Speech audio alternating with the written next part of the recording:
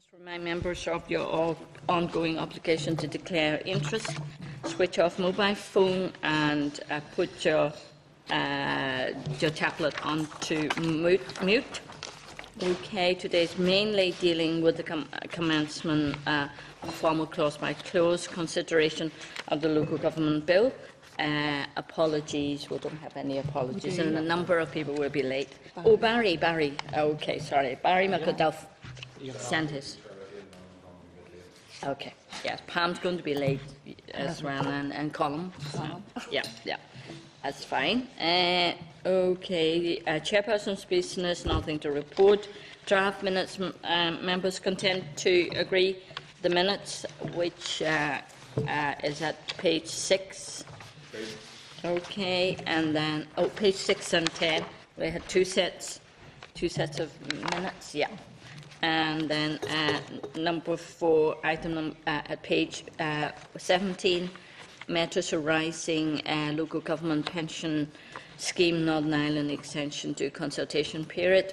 Members, are you content to request a copy of the synopsis of responses? Great. Okay, next is page 19, a proposed committee visit to Scotland. Maybe just Sheila can quickly tell us the itinerary, if members agree to it.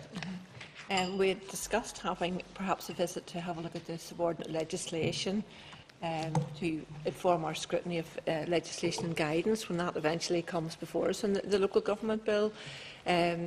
We have a contact who has been able to get us a meeting with the Scottish Minister, Derek Mackay, who's the Minister for Local Government and also for Community Planning.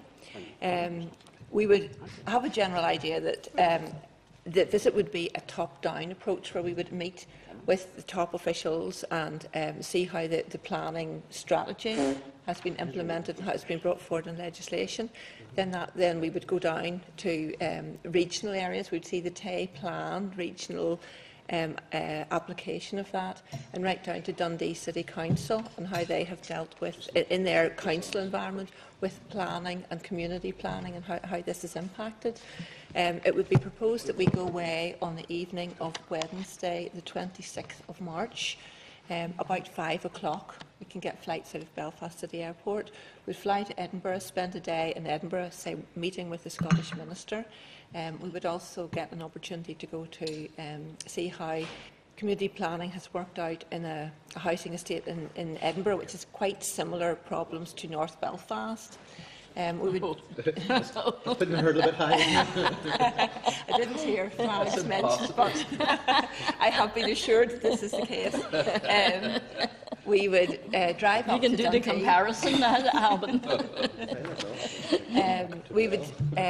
We would meet with people who are responsible for the organisation putting in place of the Tay Regional Plan. That involves 4 separate councils in Scotland, including Dundee, but it includes Fife and I think maybe Angus. We would spend the night, the second night in Dundee, and we would meet with Dundee City Council on the Friday, and we would come home Friday afternoon, arriving back at the city airport in and around 5 o'clock or so on the Friday evening. So, members, are you content with the schedule? It's also been suggested that it might be useful to invite some departmental officials to come along. It might be useful for us to engage with them and for them to see what we're hearing. They'll be paying for them, their accommodation and expenditure. I have no problem with the schedule and the time. I mean, I know from my own point of view, because I think it's been a long-standing thing. I've actually arranged for that Friday morning, so I think I wouldn't necessarily be free. You're not coming on it. But I've no problem with the. I mean, I suppose the only thing maybe just to check is just this trip to Scotland. members' availability in terms of that. So, yeah, the Secretariat will email around and see how many would be interested to go. Would be nice, as many as possible, to come. Go along. Especially since we're able to meet with the Scottish Minister. He has made himself available at the Scottish Parliament, so we would go there to meet with him. Our last trip to Scotland on the Marine Bill was very, very useful. We found it really informative.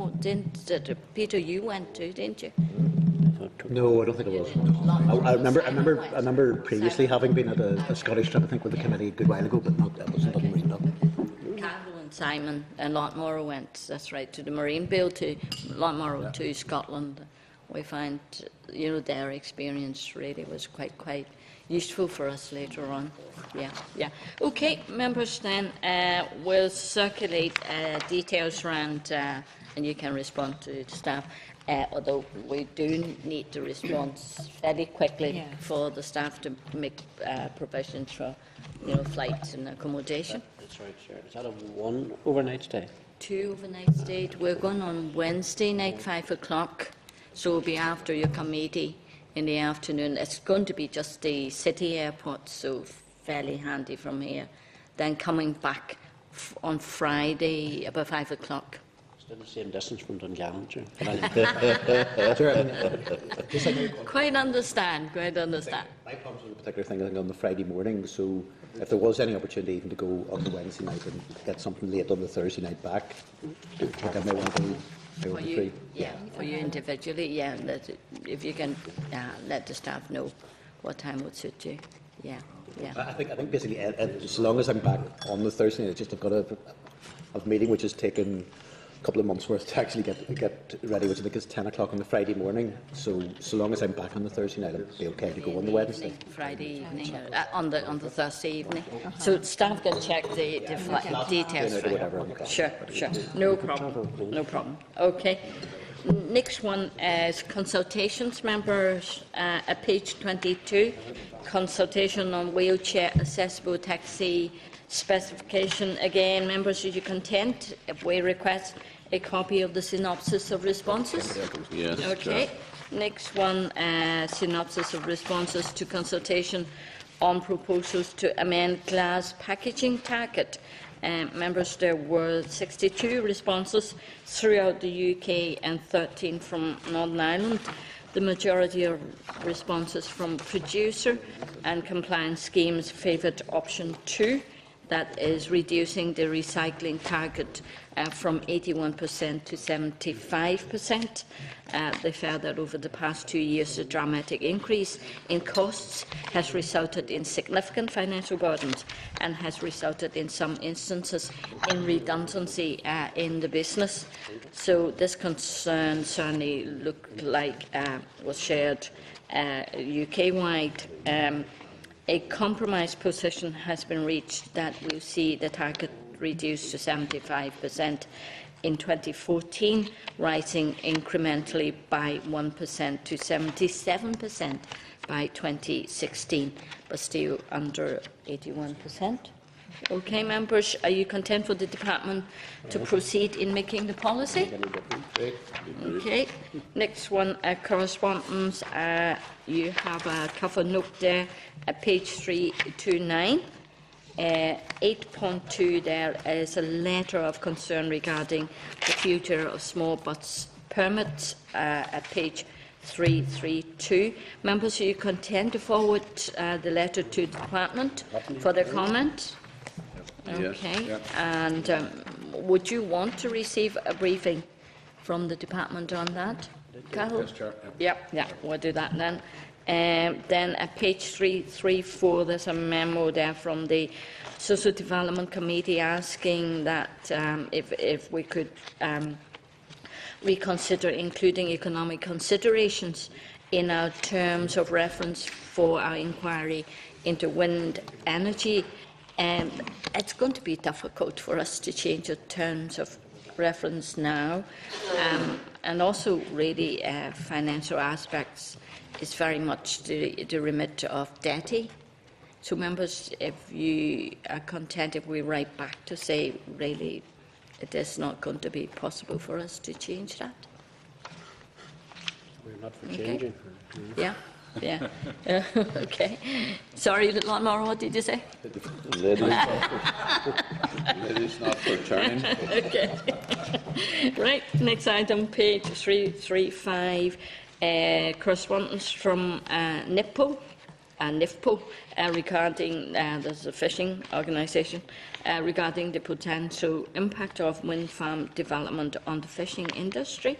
So members should contend if we just include the correspondence into our report. Sorry. Okay. At page 373, there's a copy of a letter from the Department of Regional Development regarding the committee inquiry into wind energy. Members should contend, again, if we include the letter in our report. Great. Okay. Next item is at page 374. There's a letter asking for a meeting with the committee chair to discuss concerns in relation to the High Hedges Act, NI 2011. So, members, are you content if I meet with her? Who is this? Asking this? Mr. J. Agnew. Aye. Individual, yeah. He's just an individual person. J. Agnew, High Hedges Act. So, if we organise a meeting and just circulate the date and time, then to see anybody who may be interested to join. Just in terms of his concerns over, does he have concerns over the implementation, or what's the issue? Having recently attempted to take out a high hedge complaint, I have found this process to be both very frustrating. Oops, I lost that. To be very frustrating And weighted in favour of it.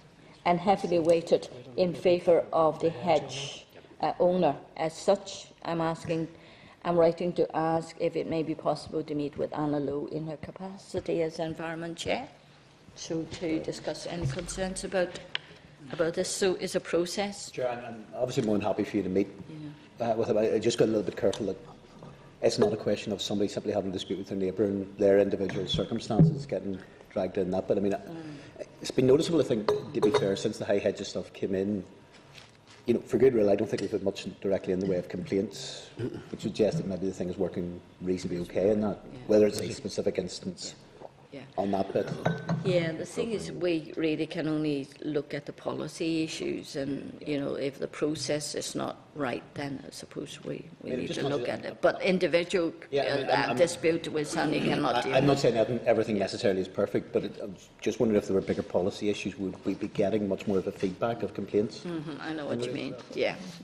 Just in relation, yes, and going on slightly past that, what reassessment of the High Hedges legislation has the department been doing, or has done, since it was brought into force?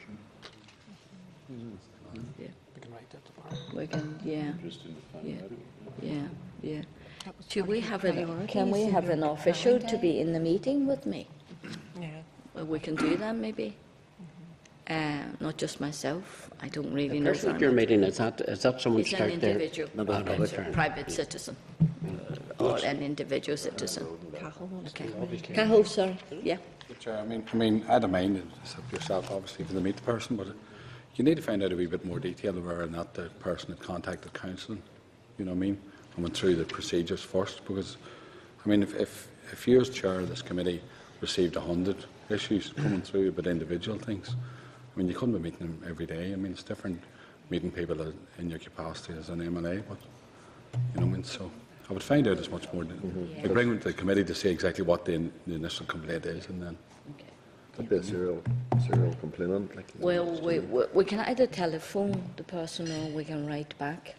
Or write back and ask. Find out more about it. About the issue Yeah. before. Yeah. A truthful ring about what he says here. It's weighed in favour of the hedge owner. That's my experience too. Yeah. And I don't have a lot of issues with it, but Yes. Well, I had what this gentleman has to say. I had a couple of complaints, I think, in my constituency, not about hedge, but about trees, which is not really covered by the hedge, High Hedges Act. Single tree. Yeah. But sometimes one tree can be massive. That's the thing. You know? Yeah. Okay, members, then we look further into it, and maybe in our letter to them or our telephone conversation to them, to say that we cannot deal with individual complaints or disputes either, really. It's up to the council to deal with and negotiate between the two parties. Okay, members, we moved on then. At page 375, that's departmental response to correspondence forwarded by the committee regarding the Montupet factory. Members, are you content to forward the reply to the original correspondent who wrote in? Okay. Then next one is a memo from Finance and Personnel Committee regarding NIAO report on sickness absence in the public sector at page 377. Members, are you content to forward this to the department for their comments? Okay. Yeah. Next one at page 378 is a copy of DFP briefing paper on departmental spring supplementary estimates. That's actually quite interesting, quite informative. Members, are you content to forward to the department asking that they follow the proposed module for future budget briefings? Yeah. Okay.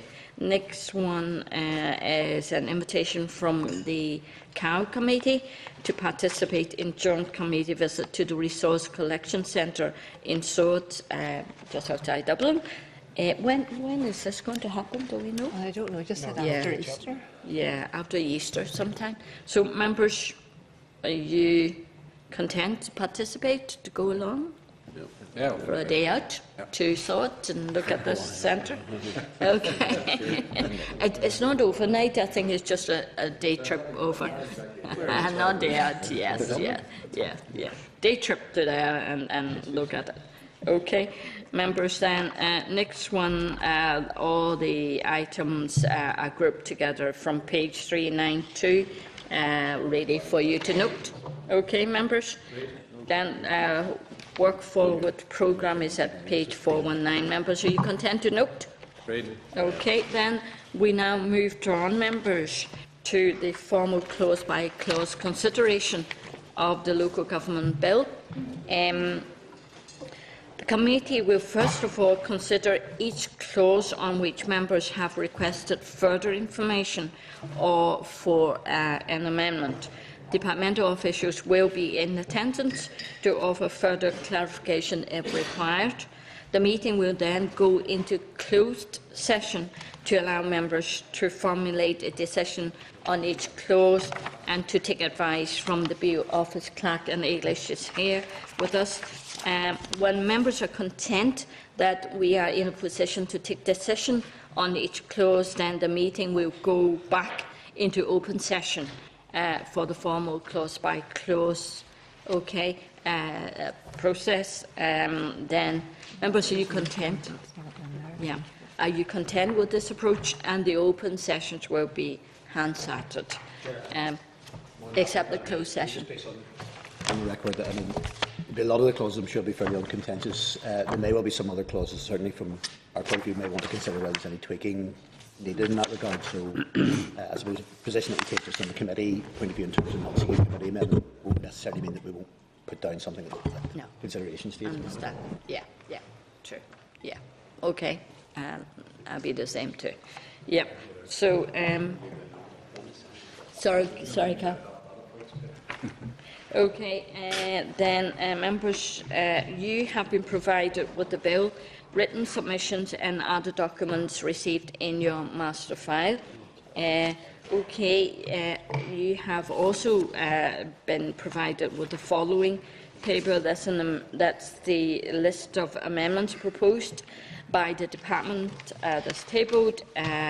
Also, departmental response to clause-by-clause comments at page 40 in your tablet, and departmental response to committee to comments on schedules at page 289.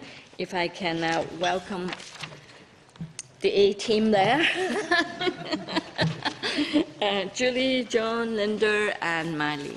Okay, right, we received, you've been working very hard and so have we.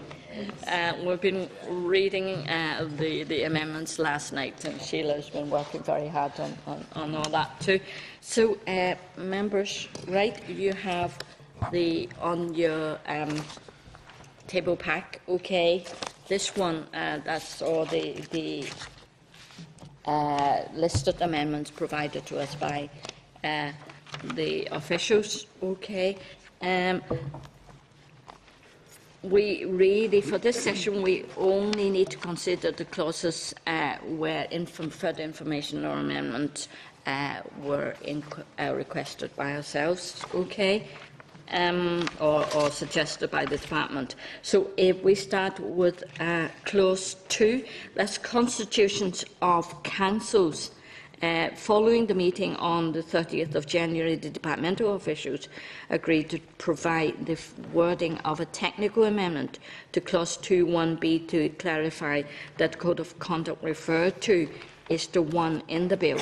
This amendment is tabled.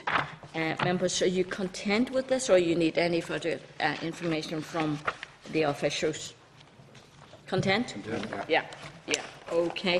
The officials also agreed to consider an amendment to specify a date by which the first draft of a constitution would be published, but we haven't heard anything from you yet. We discussed with the Minister, and the Minister is not minded to bring forward an amendment to specify a date. I think the councils themselves would actually be very keen to get that information out anyway, and to put a constraint of a date down, might not be the best thing. So there will be no departmental amendment on that. Yeah. Really, an organisation should not start operating without a constitution. That's the first thing I think you need to work with. Yeah. Members content with that? Sorry, Lord Moore. Is the date a constraint? Is it not an incentive? I suppose it's like beauty, it's in the eye of the beholder, isn't it? Incentive? Can we take that back to the Minister again for further? Yeah, we could. We can quickly go back to the Minister on that one again to see whether... I'm not totally against what you're saying, but I'm not just convinced, if you know what I mean.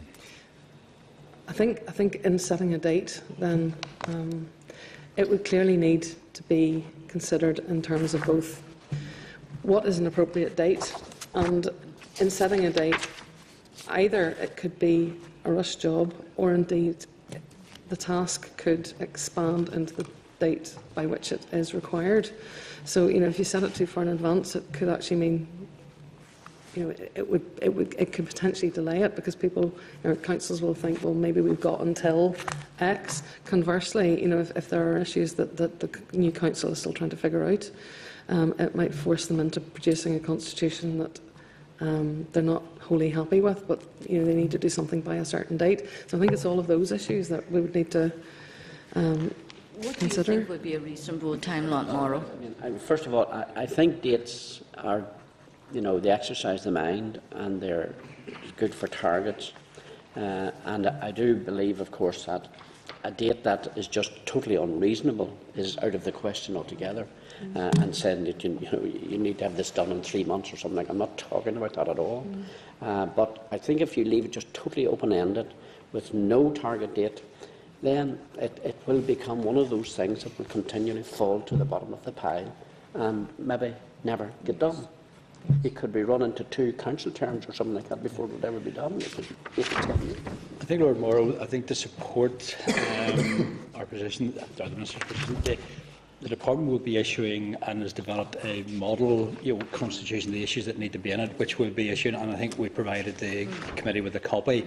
And the bill also provides us with the ability to issue direction on what needs to be contained. So you start to put that framework, which will actually support then the council sort of moving to very quickly put that in place. Well, sorry, John. Sorry to you, Chair. Would you see, for instance, the first term of the new council as being an unreasonable time to expect that to be done? Is it 4 or 5 year term? Is it 4 or 5 year term the new council? It will be 5 from yes. But would that be unreasonable, Chair, to expect that the council deal with that in their 5 year term? In my books, I don't think it is, but I mean, maybe others have. I think you're not wanting the constitution to be dealt with during the shadow year. Yes. Well, I was going to say there isn't 2 years, but I mean, I thought, by the way the officials were coming here, that they felt that there was something that they were going to throw out on the table that was going to surprise us as to why it couldn't be done. I think the hope is that the councils would be looking at during their shadow period, so that they have it in place whenever they take on their full executive responsibilities. Well, I think that would be excellent. I mean, if it was done within that shadow period, that I wonder, Chair, So you're talking about by April 2015? 15. Chair, I mean, it could be, I was thinking it could be one of two ways of doing this. Either, I think in terms of which slightly advances what is there, is either putting that date in on the face of legislation. I wonder whether there might be, the other thought occurred to me is, would it be possible putting in either a or a sub-clause or whatever, maybe even giving the department like an enabling power to give a direction in terms of date, or, you know, in case there was a feeling that it was simply, Yes. if you've got a particular council simply pushing things down the pipeline unduly, sort of depend and take on board what's been said, you know. We can consider that, take that back to the Minister, but yes, that would be a solution. Compromise? Yeah. Yes. Because, I mean, at the moment, the bill says that you need a constitution and that you need to supply a copy of that constitution should anybody request it. Now, if you don't have a constitution, you're not able to supply a copy. But, you know, we can take the issue of an amendment that would allow us to implement a date. Should it be a problem? You know, at the moment, we don't know whether it's going to be a problem or not. Although it's quite clear cut, like, not no, say whatever time, or, you know, by April 2015. Yeah, no later than April 2015, which is, you know, fair enough. The council, the shadow council then can work on it as the first piece, maybe, of their work. What do you think, members? Sure, I mean, I think a constitution in terms of that shouldn't be. I mean, I think a lot of the stuff, the best way of the word, something a lot of constitutions can be quite bland in their nature, and I think it shouldn't be that difficult to crack, to be honest on that. I think some of the nuances around standing orders may be the thing that, you know, maybe there'd be more workaround type of thing on it, but in the wider context of a constitution, I don't see where And this there's a would make a problem. template, you know, for them to work on. So, Chair, the rating. Go ahead. Be a model constitution. sorry. A model constitution we're working with local government on. So we'll take that back to the Minister and let you know as soon as he makes a decision as to whether it's an amendment he would wish to bring forward. Yeah, and we set the date in April 2015. Yeah. Members content with that? Okay, we moved on. Then next one is on clause 4. Members, also schedule 1. The Minister was also asked to confirm in writing that subordinate legislation will be in place by May 2014 elections, specifying the posts or grades of staff that will continue to be disqualified from being elected as a councillor. But we haven't got any confirmation of this policy yet. Linda? Well, the Minister has confirmed that in subordinate legislation we will be naming positions of political sensitivity, and we've had lengthy discussions about that, and you know, we'll be consulting on the exact level that will be pitched at, bearing in mind, you know, the strong views that this committee expressed around the issues, potential issues, and that also we will be putting a geographic restriction so that any council employee cannot be a member of his or her own council. So, you know, we've taken that on board as well, and the Minister is prepared to put that into subordinate legislation. Right, sorry, so an employee can seek a position, though, in other councils, is that In other right? councils, Yeah. but it will be restricted to only certain levels of employee and certain positions. And as I said, those positions, I think we want to take further soundings from local government on as well, and then that will be going out for consultation. Okay. Chair, I presume therefore on that basis that what might describe as the blanket ban will be in force for the May 22nd elections. Yes. Was what we really took as the long-term position in terms of, I presume at least from the point the regulations come in, it would be open either by way of co-option or indeed the 2019 elections, when then you saying if it's 4 full years or not. Exactly. Okay. Members content with that, Carol? You okay? Yep. Then we moved on. Next one is clause 10. Members' positions of responsibility. This clause sets out the positions of responsibility within a council and the allocation process to be used. departmental officials propose a technical amendment to clause 10(4) to remove the word prescribed to be replaced. Now, Linda, I think you previously said possibly by statutory. 2 amendments have now been tabled to accomplish this. So instead of statutory, now we kind of just really take away the prescribed and leave, is that right, public body in there? Yes. So why?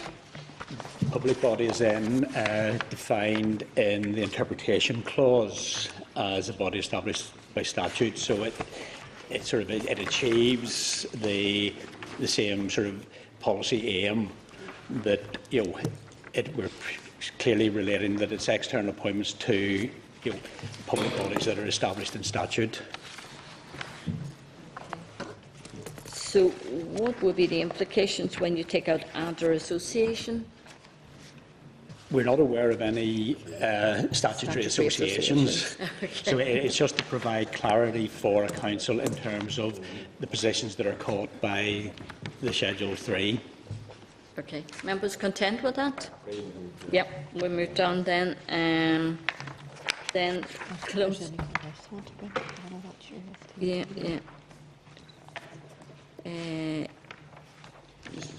Yes. Also the mechanism. Yes, we talked about the STV, DeHaan being the default position. So is there going to be any change in that? No. Okay. So the ministers, okay, keeping that. Yes. So just in terms of the position's responsibility side of it, I'm just wondering whether it's prescribed later on in or whether it be left to the standing orders of the Constitutional. But obviously, with a list of positions, we don't clarify within those as to whether those are annual positions or whether they're a position for the full period. I appreciate the external representatives may be something actually which is like a block bid. I'm just wondering, because the point was made, appreciate in terms of exit chairs and deputy chairs, those are annual and more or less in relation to that. I suppose the point was made, although it's unlikely that probably any council will go directly down this route, at least in the short term anyway, that if you're having a cabinet-style executive, that probably it would make sense for those positions, at least within the party, to be effectively ring-fenced for each block period, which would be different from where the chairs and vice chairs would be, because if you were having a cabinet, a degree of continuity would actually be needed more so than you would if you were simply swapping about a chair or a vice chair of a committee type of thing. Sorry, do you mean in terms of the party or in terms of the person? Well, I think in terms of the party, because I mean, sure, you couldn't let's say in terms of the person, sure, you could elect somebody and then they could fall under a bus tomorrow, in which case, sounds like a dead person in a cabinet position sometimes may be an improvement on whoever else is there. But in general, I think in terms of any of these things, it would be on the basis of it being a party position on that regard. Because I think, even if for the sake of argument, say because of the way DeHaan fell, you may want to have a situation where a party may want to have effectively 2 years in a row, say the chair of the council, and it may be because of the way that DeHaan falls up, they may be in a position to pick that. Well, there's got to be a bit of variation. Obviously, they have got a flexibility that it could be, Joe Bloggs 1 year and Josephine Bloggs the next year, whatever way it happens to be, rather than necessarily ring fence. But it strikes me that it probably makes sense that there is. That it's allowable, at least from the point of view of a cabinet position, that it's something that can actually roll forward for the full term on that side of things. Now, maybe second, because I suspect that no council, at least certainly in the first term, I think will go for a strict cabinet. I think they will maybe go almost for a streamlined system of some description. I think that hadn't been the original intention. I mean, but we can look at that. Is that something the committee would wish us to take back to the minister? Because it may be something. Maybe something in terms of just the flexibility of that maybe something that purely could be dealt with in guidance. So I'm not necessarily saying that it needs to be but there may just need to be a bit of clarity so that people understand how the system would work in terms of those different representations. Because even in terms of the external representatives of the council, certainly at present, I suspect this will be the case. There's some external representatives which are elected on an annual basis. There's quite often particular external bodies where they're looking for somebody for a full term of the council, so it'd be like a 4-year, 5-year appointment. Okay. So, going to be an amendment on this, or just... Sure, I mean, what I'm saying is maybe a bit of guideline. clarification, but if, for Yeah. example, it's clarified Yeah. as to, and it's maybe then mentioned that this will clearly be something in guidance. I mean, just may just need to be checked that there isn't any legislative tweaking is required in Yeah, relation we'll to do it. that. It may well be simply that guidance, because you know, A to F, some of them, particularly E and F, may operate slightly differently from A to D in that regard, but we may just need to get that wee bit of clarification. You leave it then to council, you specifically ask for a certain position. You leave it open to council to decide what way they want, or what way they want to do it. I'm not clear. So long as there's something clear that there is that opportunity, it may be that at least an opportunity is given on the cabinet style to allow it to be an appointment for the full term if that was agreed as part of the overall mechanisms and that sort of. So long as that same opportunity isn't given for A to D, because I think those are things which clearly should rotate annually. Okay. Then clause 11, arrangements for discharge of functions of council. Departmental officials agree to consider amending the wording of this clause on borrowing money to address a possible conflict with the Local Government Finance Act. So the proposed amendment has been tabled. Members, you want to ask the officials for any clarification on this? You happy with the amendment? Seems quite straightforward to me. Content? Okay. Then we are moving on to clause 23, permitted forms of governance. Committee asked the Minister to consider whether committees outside the executive exercising quasi-judicial functions such as licensing or planning would be subject to call-in or qualified majority. We haven't got any response yet. No, that, Madam Chair, will be covered in guidance in terms of the operation of the call-in and QMV, as the Minister said in the Chamber, and that will be those will be specified as mandatory elements of standing orders, which again will be issued, made under regulations that are subject to the draft affirmative. Okay, members content with that? Okay. Yep. Then next one is clause 25. Council executives committee asked the Minister to clarify the role of mayors, deputy mayors in the council executive and whether or not they would have voting rights. So what about this? No decision has been made? If the Minister's not minded to make an amendment in Okay. relation to that. So are we going to have guidance or? Yes. And the provisions in terms of access to meetings and information of an executive will allow members of the council, including the mayor, deputy mayor, chair and vice chair of the council, to attend. Yes. We know that. Yes. Unless they are actually, the executive are discussing something of a commercial in confidence or personnel sort of issue. So that they will have that free access, so that they will be aware of what is sort of happening within the council. Plus, as well as that, the regulations will specify that sort of decisions of an executive will be published within, I think it's 2 days of the decision being taken, and that will be published for and circulated to all members of the council. So we're doing, the regulations will sort of provide that sort of information to be available across the council. I appreciate what's being said. It may not necessarily be through the committee. It may seek, on the basis of the position of mayors and deputy mayors, may seek an amendment on that. I mean, the only thought occurs to me. I appreciate what's being said in terms of the openness side of it. I suppose the only issue would then be is there may be quite a number of decisions which are being commercially sensitive or which are then purely kept to the cabinet style because of the nature of them. People have to be excluded. I suppose the problem in that is if you're talking about a mayor or council chairperson of that particular borough, may well be that there are sensitive bits of information which, okay, they won't necessarily have a vote on, but they may have a strong need to actually know precisely what's being said, because it could very easily impact on the borough as a whole. and I'm not sure, not at least having them as a member of the of an executive, albeit I think there's a reasonable argument that their non-voting members is particularly good enough in that regard. So I'm just maybe flagging up. May not necessarily put down an amendment on to the committee today, but maybe something we'll be looking at as an amendment to clause 25. Thank you. So, members content? The Minister's not going to make an amendment on this? Do we want to push for one ourselves from the committee? Yeah, we can talk about this later, but we are clear that Minister's not going to amend the legislation on this. Okay, the draft bill on this. Okay, we moved on then. The next one is clause 34, members, on your list. That's reference of matters to overview and scrutiny committee. There are two table amendments to this clause to replace excluded with prescribed. Linda, maybe if you can explain a bit about this, please.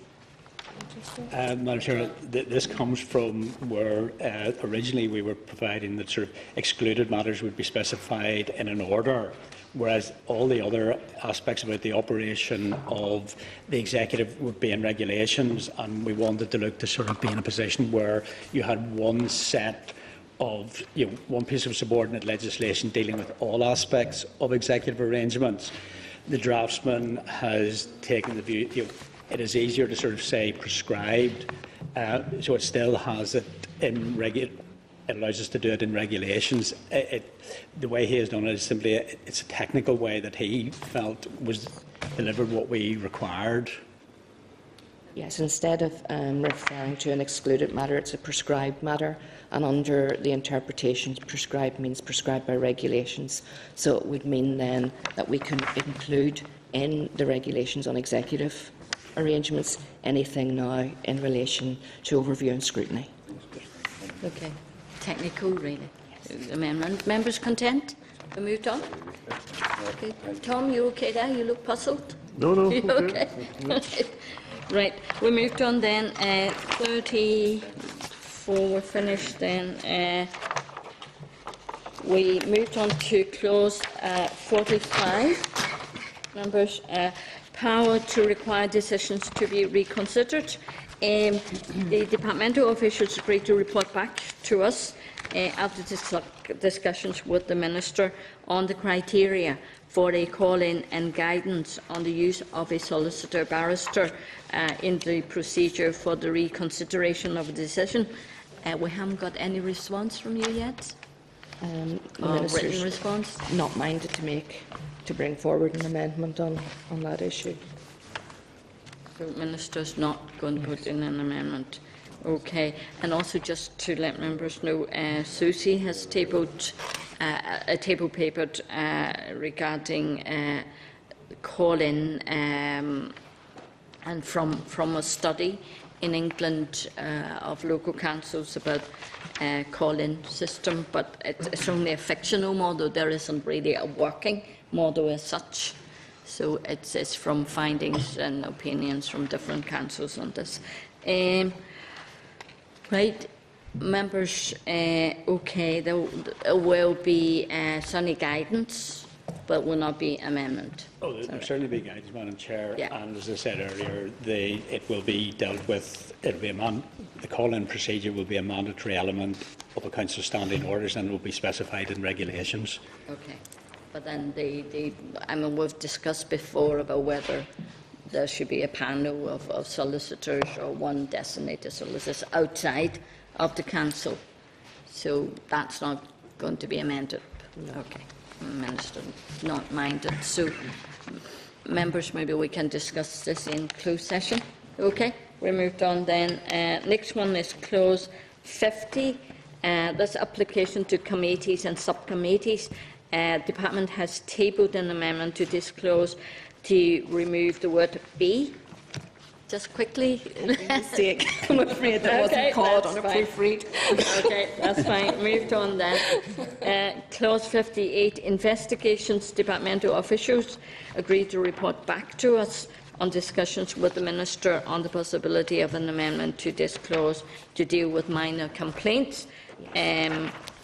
We also ask that the Minister reiterates his intention for the role of the Commissioner for Complaints to be reviewed in 3 or 4 years. So there is one tabled amendment. Maybe the officials can clarify the amendment, please. Yes, the amendment actually allows the Commissioner, if he considers that a matter should be referred back to the Council for local resolution or maybe some form of mediation, that allows the Commissioner to take that action rather than carrying out an investigation. Yeah.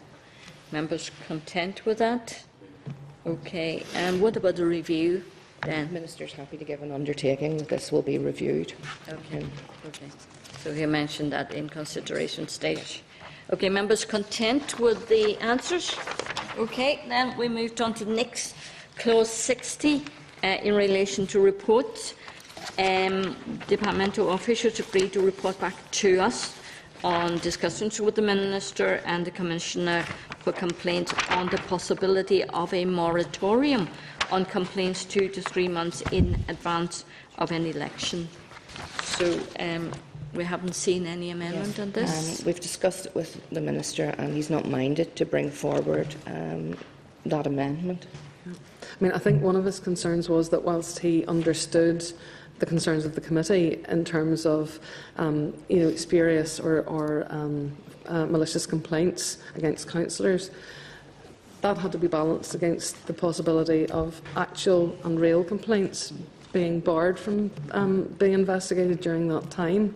And I think certainly that was his concern, that in trying to defend the honour of councillors that might be bogusly accused of things, you might also conversely prevent real misdoing from being brought into the public domain at a time just prior to the election. So. I understand that. Members content with that? No. Chair, not really. I appreciate the point that's being made, although if it was a question of that no complaint can be made and nothing would ever happen with anything, that it is a different kind of fish to basically be saying actually that because it could be used in a sort of malicious way, in a way which, with the best will in the world, the council has no opportunity really to clear their name prior to an election. What was actually being talked about was essentially a delay on that side of things. So again, maybe something that may be considered for an amendment. I appreciate the reason why it's being said, but I think there are pitfalls with simply allowing. Is there such a practice in other jurisdiction for moratorium, before elections? Not that we're aware. Yeah.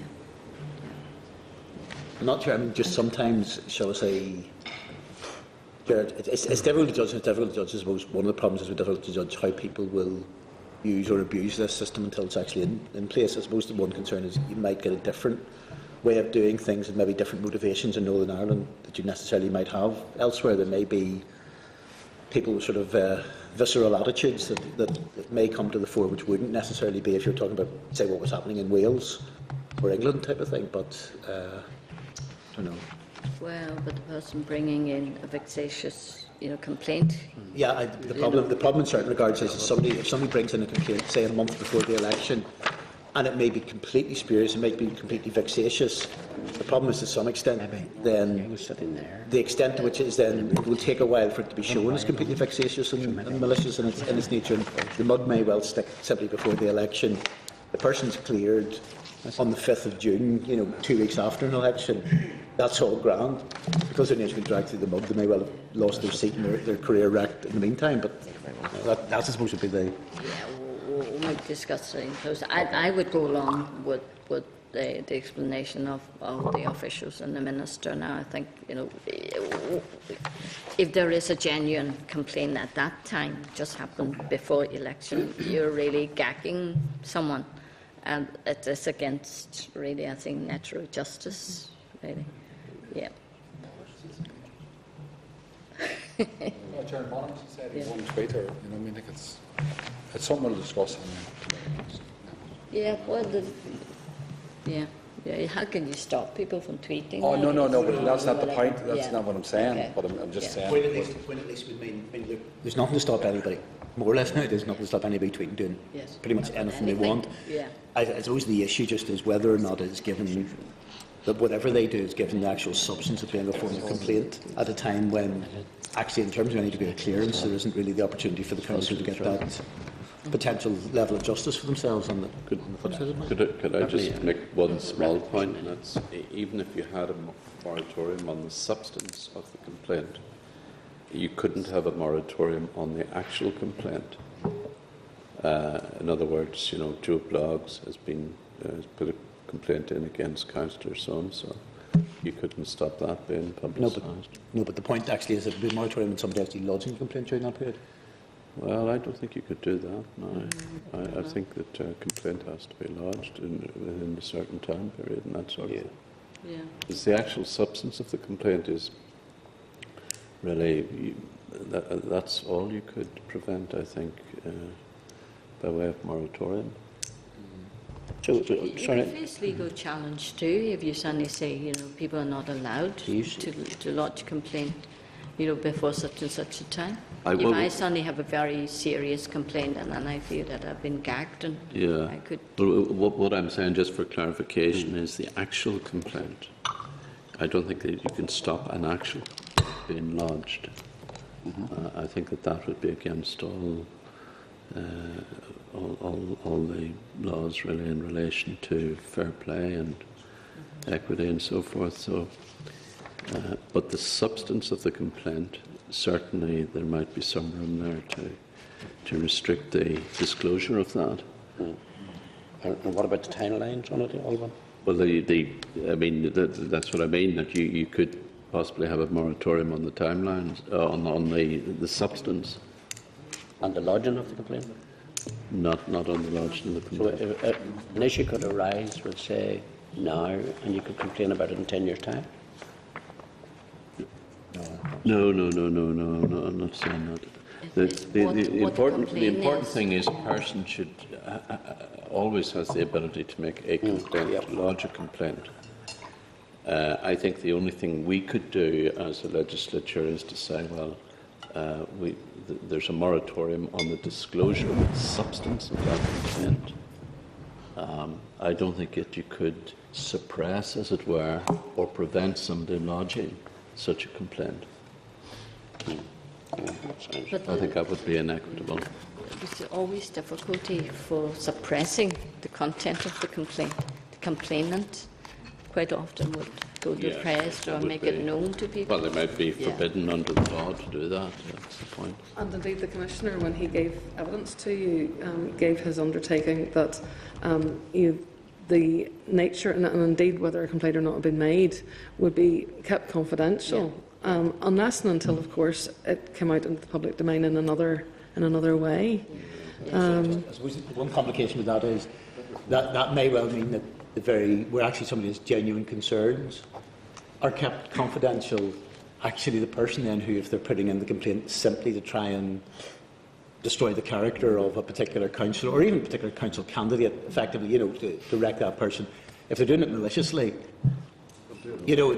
actually their ability to actually publicise that, there'll actually be a big incentive on them to do that. So, to some extent, you might end up with a situation of, protecting where actually there's probably a genuine complaint. It may well be the person's actually guilty, but on the other hand, giving open season on the situation where it's being done for malicious purposes. And certainly, I don't think this bill would have the ability to place a moratorium on anybody disclosing the substance of a complaint if the complainant was working outside the council structure, for example.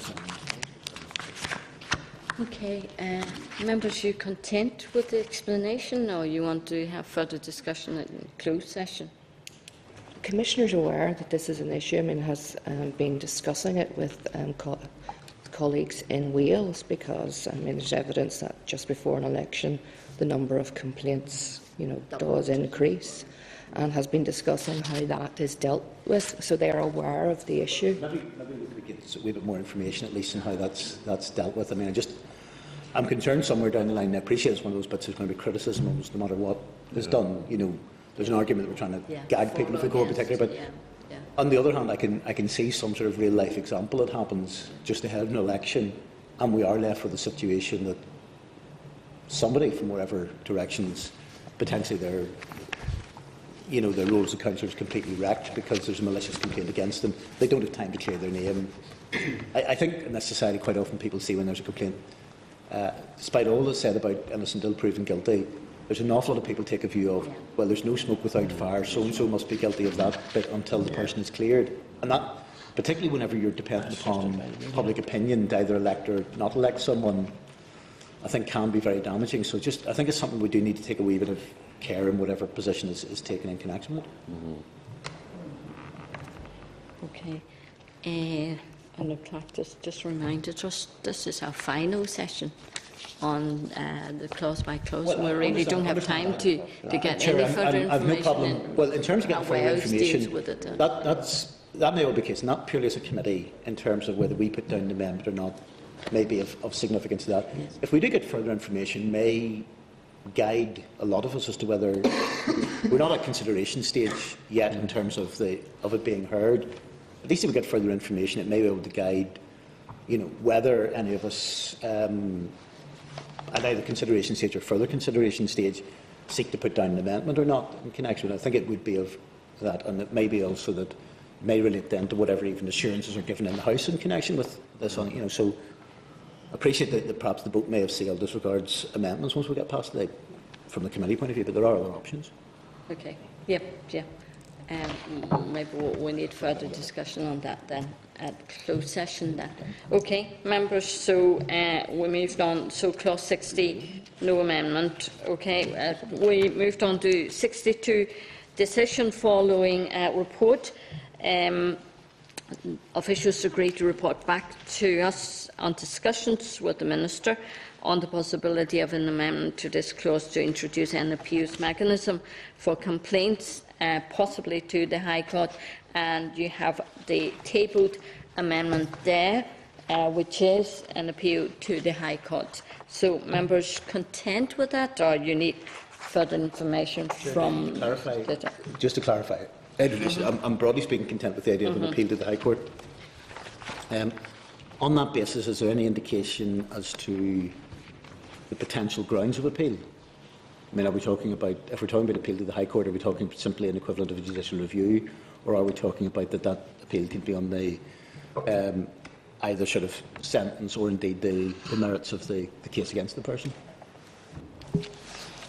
Well, we know in Scotland in their legislation they do specify 4 grounds for appeal, 3 of which are really the judicial review provisions. And am I reading fine? But there is an additional one ground for appealing. Just thinking from that point of view, and I would like it wider than judicial review, because things can be done procedurally perfectly correct, but you may have either an unduly harsh verdict, say, disqualifies a councillor, or alternatively there may want to be some level of appeal to say, actually, what the councillor is being accused of isn't actually accurate, and I think there needs to be something of that nature. I'm just wondering at the moment if we simply have reference in the legislation to the right to appeal to the High Court, that leaves a very, very grey area as to whether, as I said, it's just judicial review, whether it goes wider than that. And I think there may be some merits in inserting in what the potential grounds of appeal are. If you mention, as in the Scotland case, where it does, and I think it needs to go wider than purely judicial review. Cost, because the Complaints Commissioner also mentioned it's going to be very costly for people to go take anything to, in the layered or to the High Court. Yes, well, I think there was evidence that both appeals and judicial review, it's actually quite a similar cost. It would be a fairly high cost to take it to the High Court. Okay. I mean, Chair, I suppose the only thing, I know cost can be a degree of deterrent, but I suppose generally speaking, it's probably putting into high-risk stakes of it, but to some extent it's likely that costs will follow the event, and if you got a situation in which the High Court found in favour of the appellant, I suppose it's probably fairly likely they'd be awarded costs on that basis.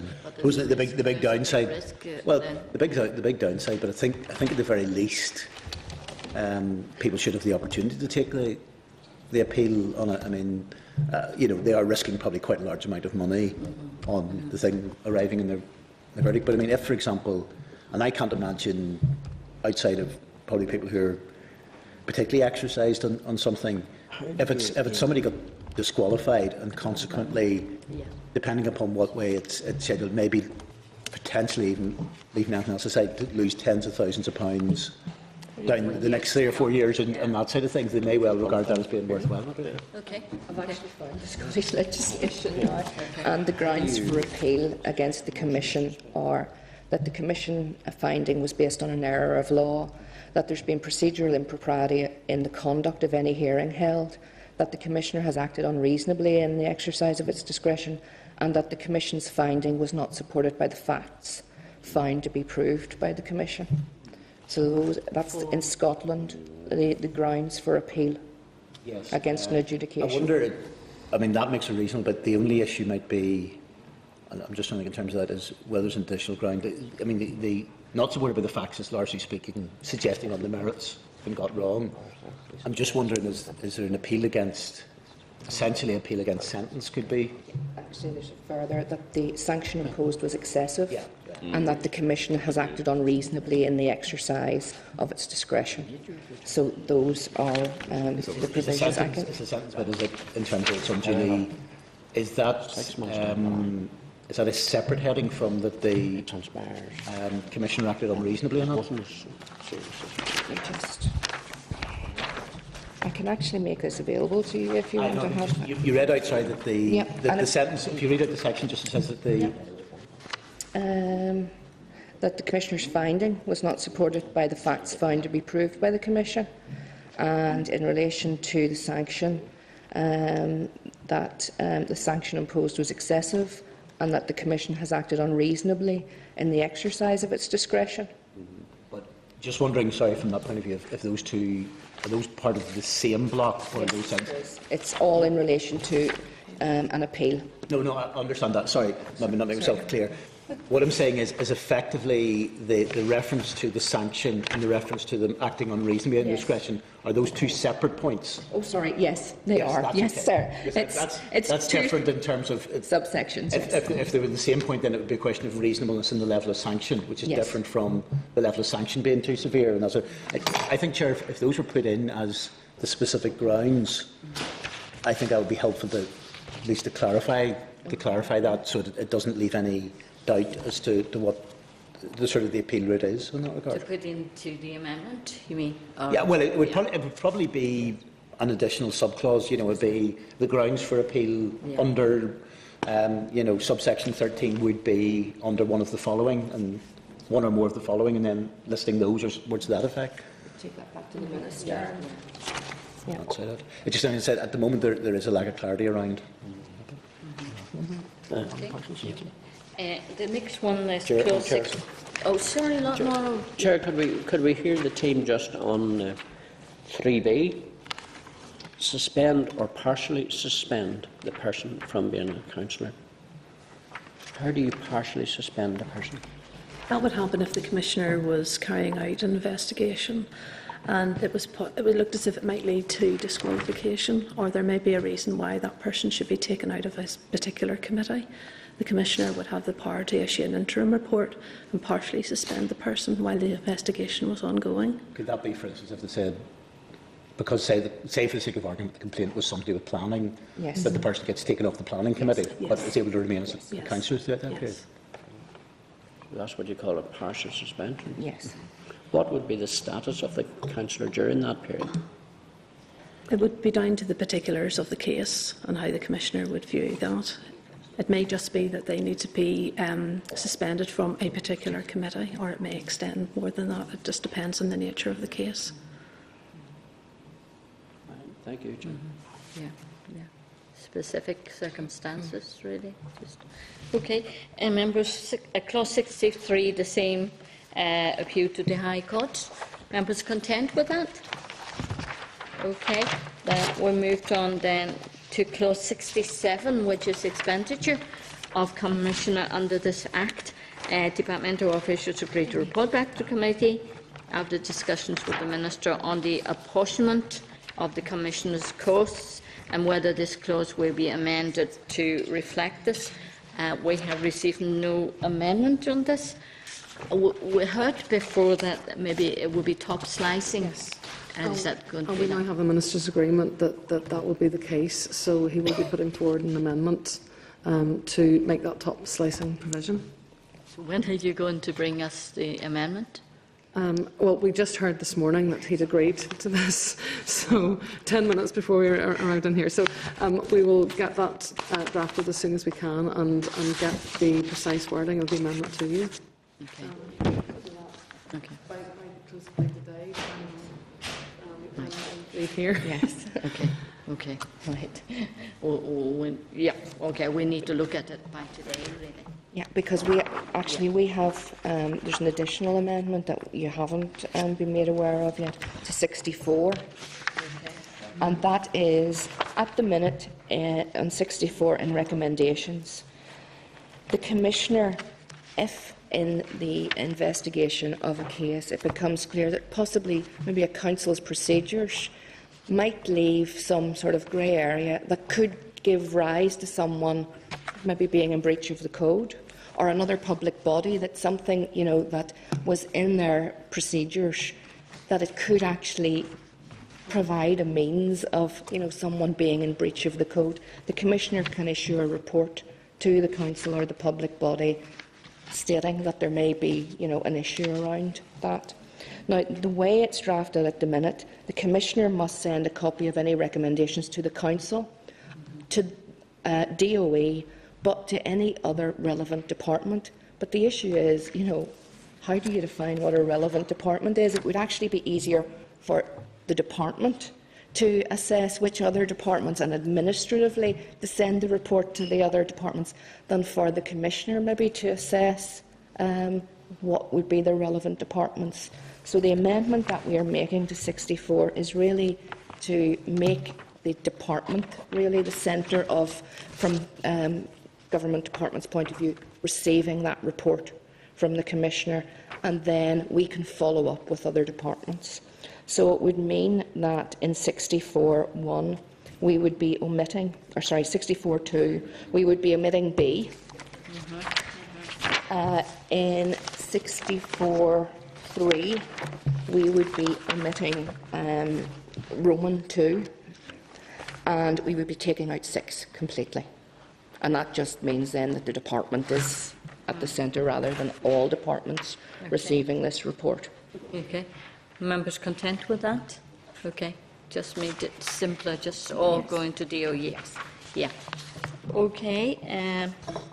Then we moved on then to the next one, which is Clause 68, interpretation, to clarify the position of a councillor who is disqualified but who has been appointed to an outside body.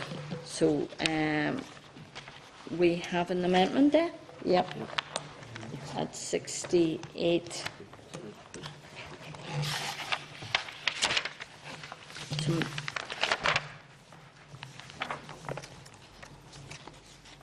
So it's quite a long amendment.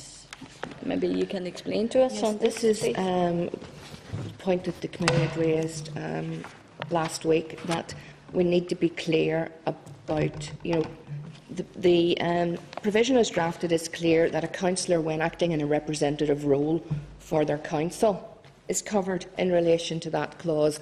But what about a councillor who is not acting as a representative of their council, but they are actually on a public body because, by virtue of being a councillor?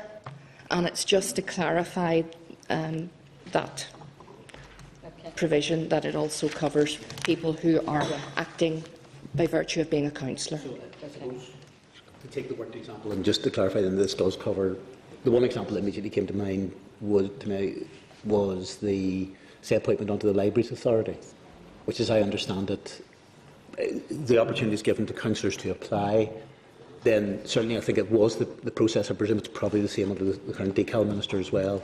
that they then pick 11 councillors. Now, they are not there as a representative of their council, but the fact that they are a councillor is effectively a qualifying, may not be a strict qualifying, but essentially a qualifying role, if you like, to serve on that. So this then will cover that situation as well. Okay, thank you.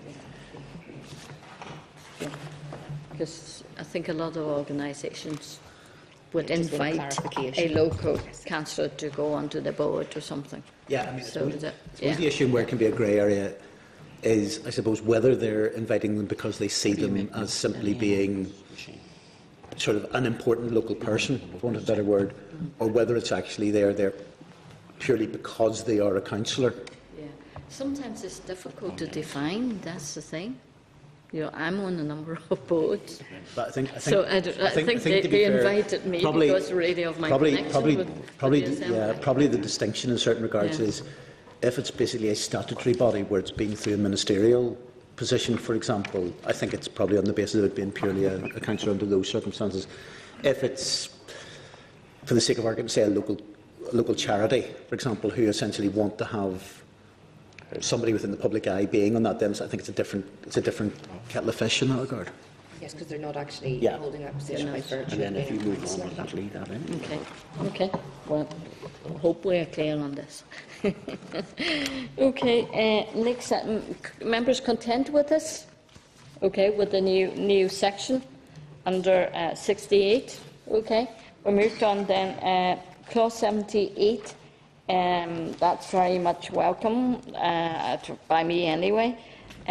Is to remove M2. Is that right? Clause 6. Sorry. We're on to 69. Sorry. We're on to 69. Yeah. Community planning. I jumped it too quickly. Yes. Committee asked the Minister to give an assurance at consideration stage that the role of the voluntary and community sector will be outlined in statutory guidance. Departmental officials also agreed to report back to us after discussions with the Minister on a possible amendment to this clause to include well-being, equality and good relations in statutory guidance. So what about that, Linda? In terms of an amendment to the bill, at this stage, the Minister's not minded to put an amendment down on the face of the bill, although he is still taking some soundings and so hasn't reached a definite final conclusion on that. However, we can give an undertaking that would be expressed in guidance. John, would you like to say? No, and the Minister is happy to sort of give that assurance, at consideration stage, and the development of the guidance, will be working with various bodies, in local government and other key stakeholders to develop that. But the equality and good relations duty on councils and the statutory partners will be, a clear element of the guidance. So it will be guidance, not in the face of the book of the bill. Well, as I said, he's still considering it. At this stage, he's minded not to amend the bill itself, but has not come to a final conclusion. Will shortly, but not just yet. Okay. And also the role of the voluntary and community sector. Is he minded to put in an amendment? No. No, just in guidance. Yes. Okay. Okay. Carol? No, Chair, and in relation to deprivation, poverty and social inclusion and all them things, so what I'm concerned about is that, and I can only speak from experience in my own area, some of the older areas in towns and rural settlements, they're a wee bit left behind in normal modern day council, or these councils as it sits. So in a larger council where they're going to be linked to bigger urban settings, I'm afraid I'm getting swallowed up, missing out. So we need to ensure that stuff is tied, like the likes of tackling deprivation and all is tied down. But as I mentioned the last day, neighbourhood renewal addresses some issues, but the small areas of deprivation, areas at risk they're called, and they're not being addressed at the minute. So, we need to ensure that council takes responsibility on the new regime, As I said, I think the last time that we discussed this, community planning is one route down that, but so is the Urban Regeneration and Community Development Framework, which DSD has issued to councils as the framework against which they are going to be monitoring performance. And the obligations on councils to tackle deprivation are enshrined in that document. Now, I have to say I don't have enough of a working knowledge of that document to know exactly how the issues around tackling smaller pockets is addressed, but I think that's something that it might be worth looking at. Well, I think we have an opportunity now to test it. It's out there. Some people may not have experience, but certainly, and I've used this example about the one town area being separated, 3 wards, and 2 wards being affluent, and another area, which is the older part of the town. So what I'm saying here, we have an opportunity through this element, possibly, even working in partnership with other departments. But I think there's an opportunity there. And I think certainly addressing those issues in guidance, you've got a greater flexibility to to hone in on those, and you can then cover the main thrust in the statutory guidance, but then also develop certain themes through additional advice notes or further iterations of the statutory guidance. Members content with all the information and explanation? Happy with that? But I think we need to press about the Minister then to know fairly soon whether the Minister's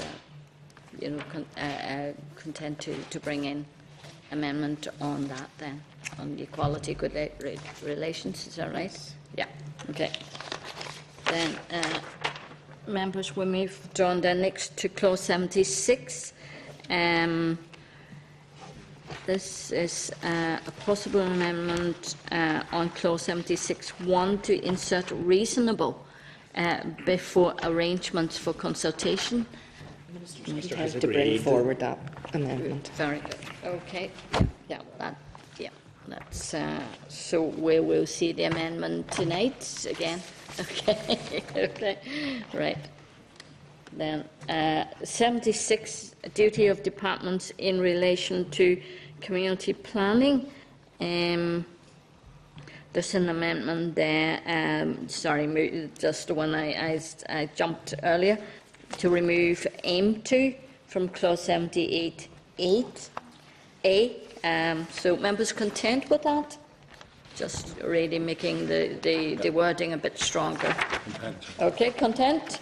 Move then to 85, powers to make supplemental provision. Departmental amendment there too, members. Okay, strengthen Assembly control of this power by making it subject to a super affirmative resolution. Members content? Okay, we moved on then. Next one is clause 95, improvement planning and publication of improvement information. Officials agreed to report back on the possibility of amending the clause at 3A from the 31st of October to the 30th of November to facilitate the local government auditor in the preparation of financial accounts for councils. What about that? Yes, I mean, this is an operational issue that the Audit Office has raised, the local government auditor.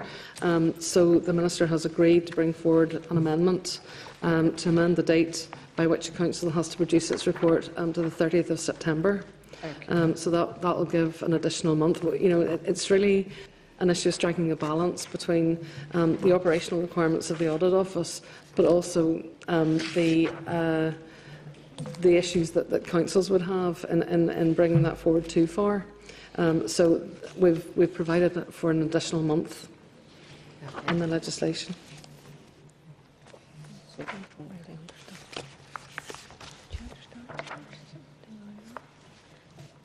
Maybe explain the procedure a bit to us, I think, for those of us who don't understand local council's procedures. The new framework will require a council to gather it in the early part of the financial year to publish a plan of what it intends to do in terms of improving the delivery of its services, etc., as required by the bill.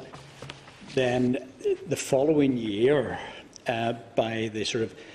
they will be required to gather information to assess how they performed against the targets that they've set themselves and any targets that have been set by departments and to publish a report. Originally it was supposed to be 30th of October, to give them the time to gather that information, and then the auditor would go in and confirm whether the council, in delivering its performance improvement duty, had sort of complied with all the duties that are specified in the bill.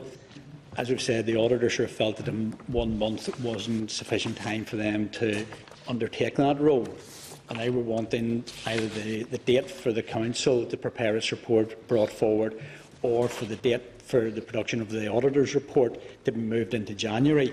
The difficulty with moving it into January is that it doesn't feed. That then creates a problem for the council in preparing its improvement plan for the incoming year, because they have to take account of anything that the auditor has identified.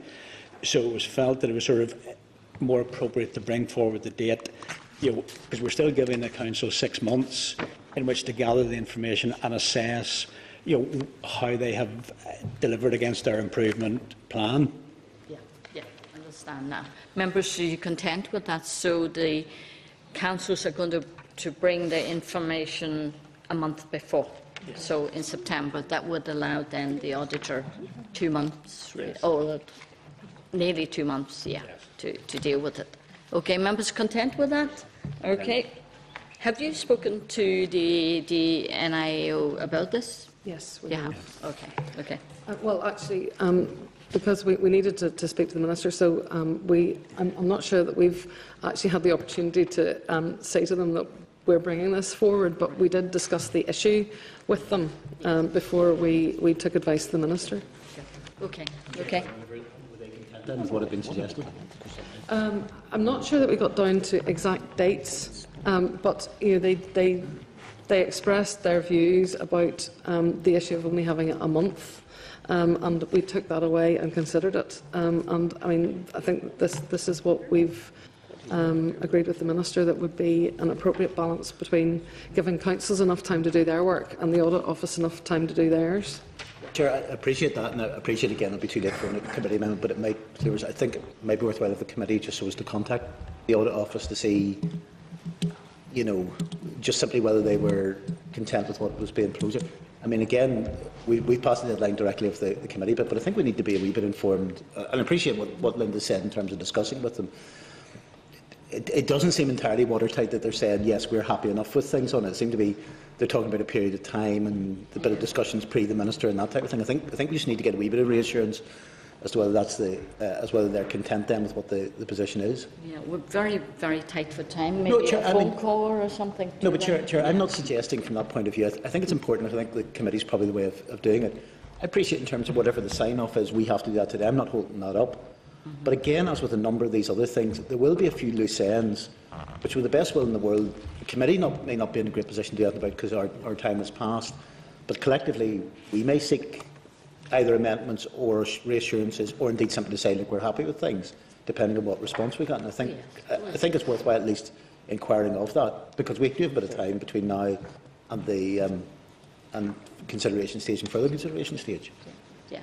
But in our report, we need to make it quite clear what our position is. Sure, so that we accept our report can only be based upon the information we have. If we do then get subsequent information, that may supersede the report in the broadest sense. But I'm not suggesting going back and changing reports or anything of that nature. But I think the job of all of us as MLAs is to be as informed as possible when we get to the consideration stage. So I think the committee, it's worthwhile at least making that. And there'll probably be a couple of other items where this will come into as well. But in terms of the report, we are saying we accept the explanation to date.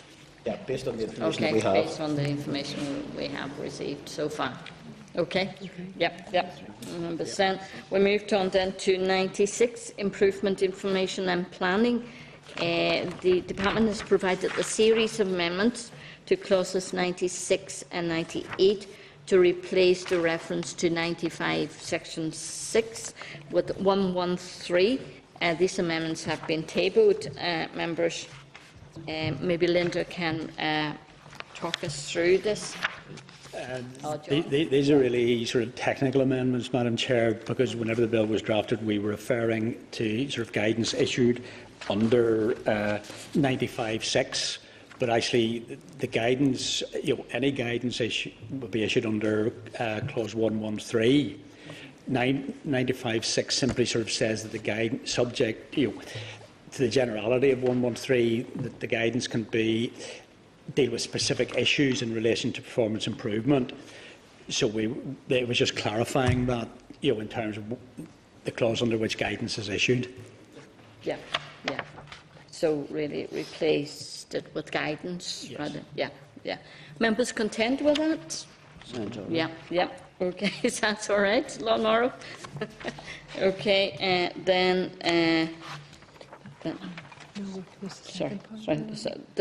sorry, there's another part of it. As department officials have also agreed to provide the wording of an amendment which would review the audit process after 2 to 3 years, but we haven't received any response on this.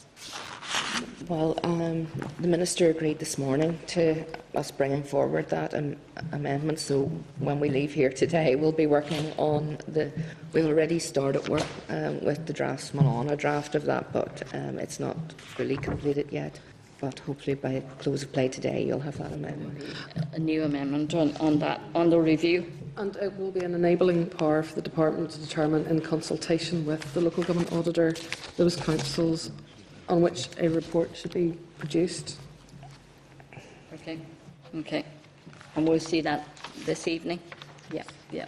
Members content with. And is it going to be 3 years or 2 years? Do we know? Sorry, is this the review?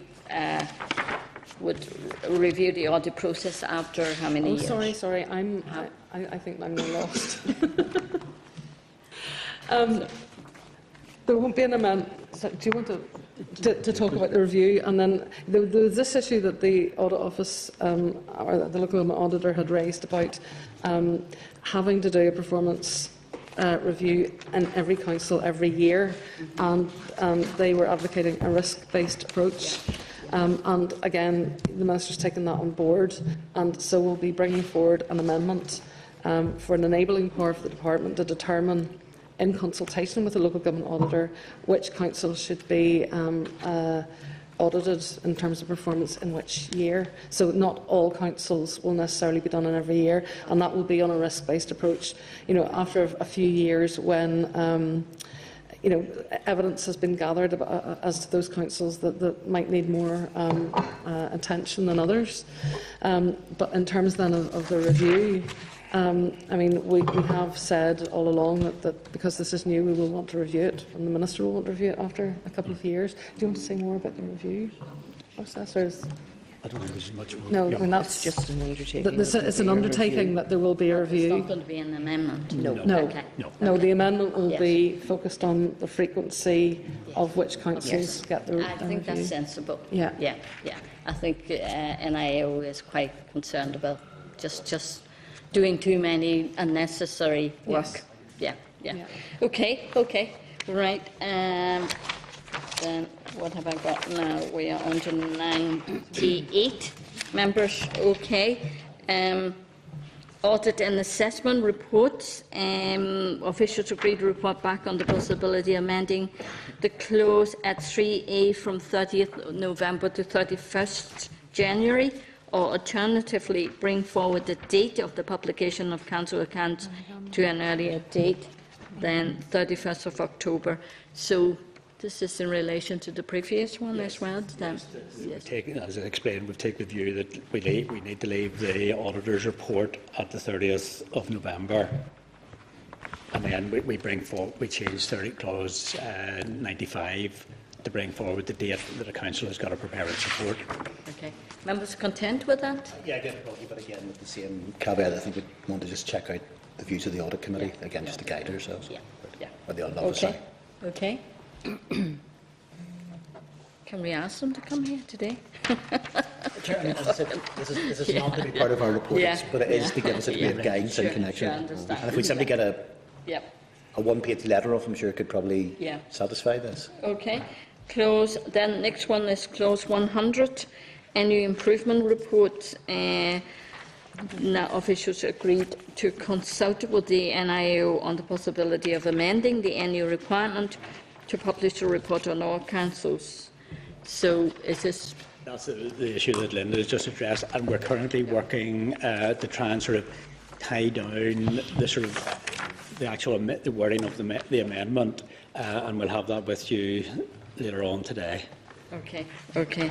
And also, I know NIO, I know we've talked about it previously, but maybe not in the last week in the informal clause by clause. Clause 101, section 4, page 56.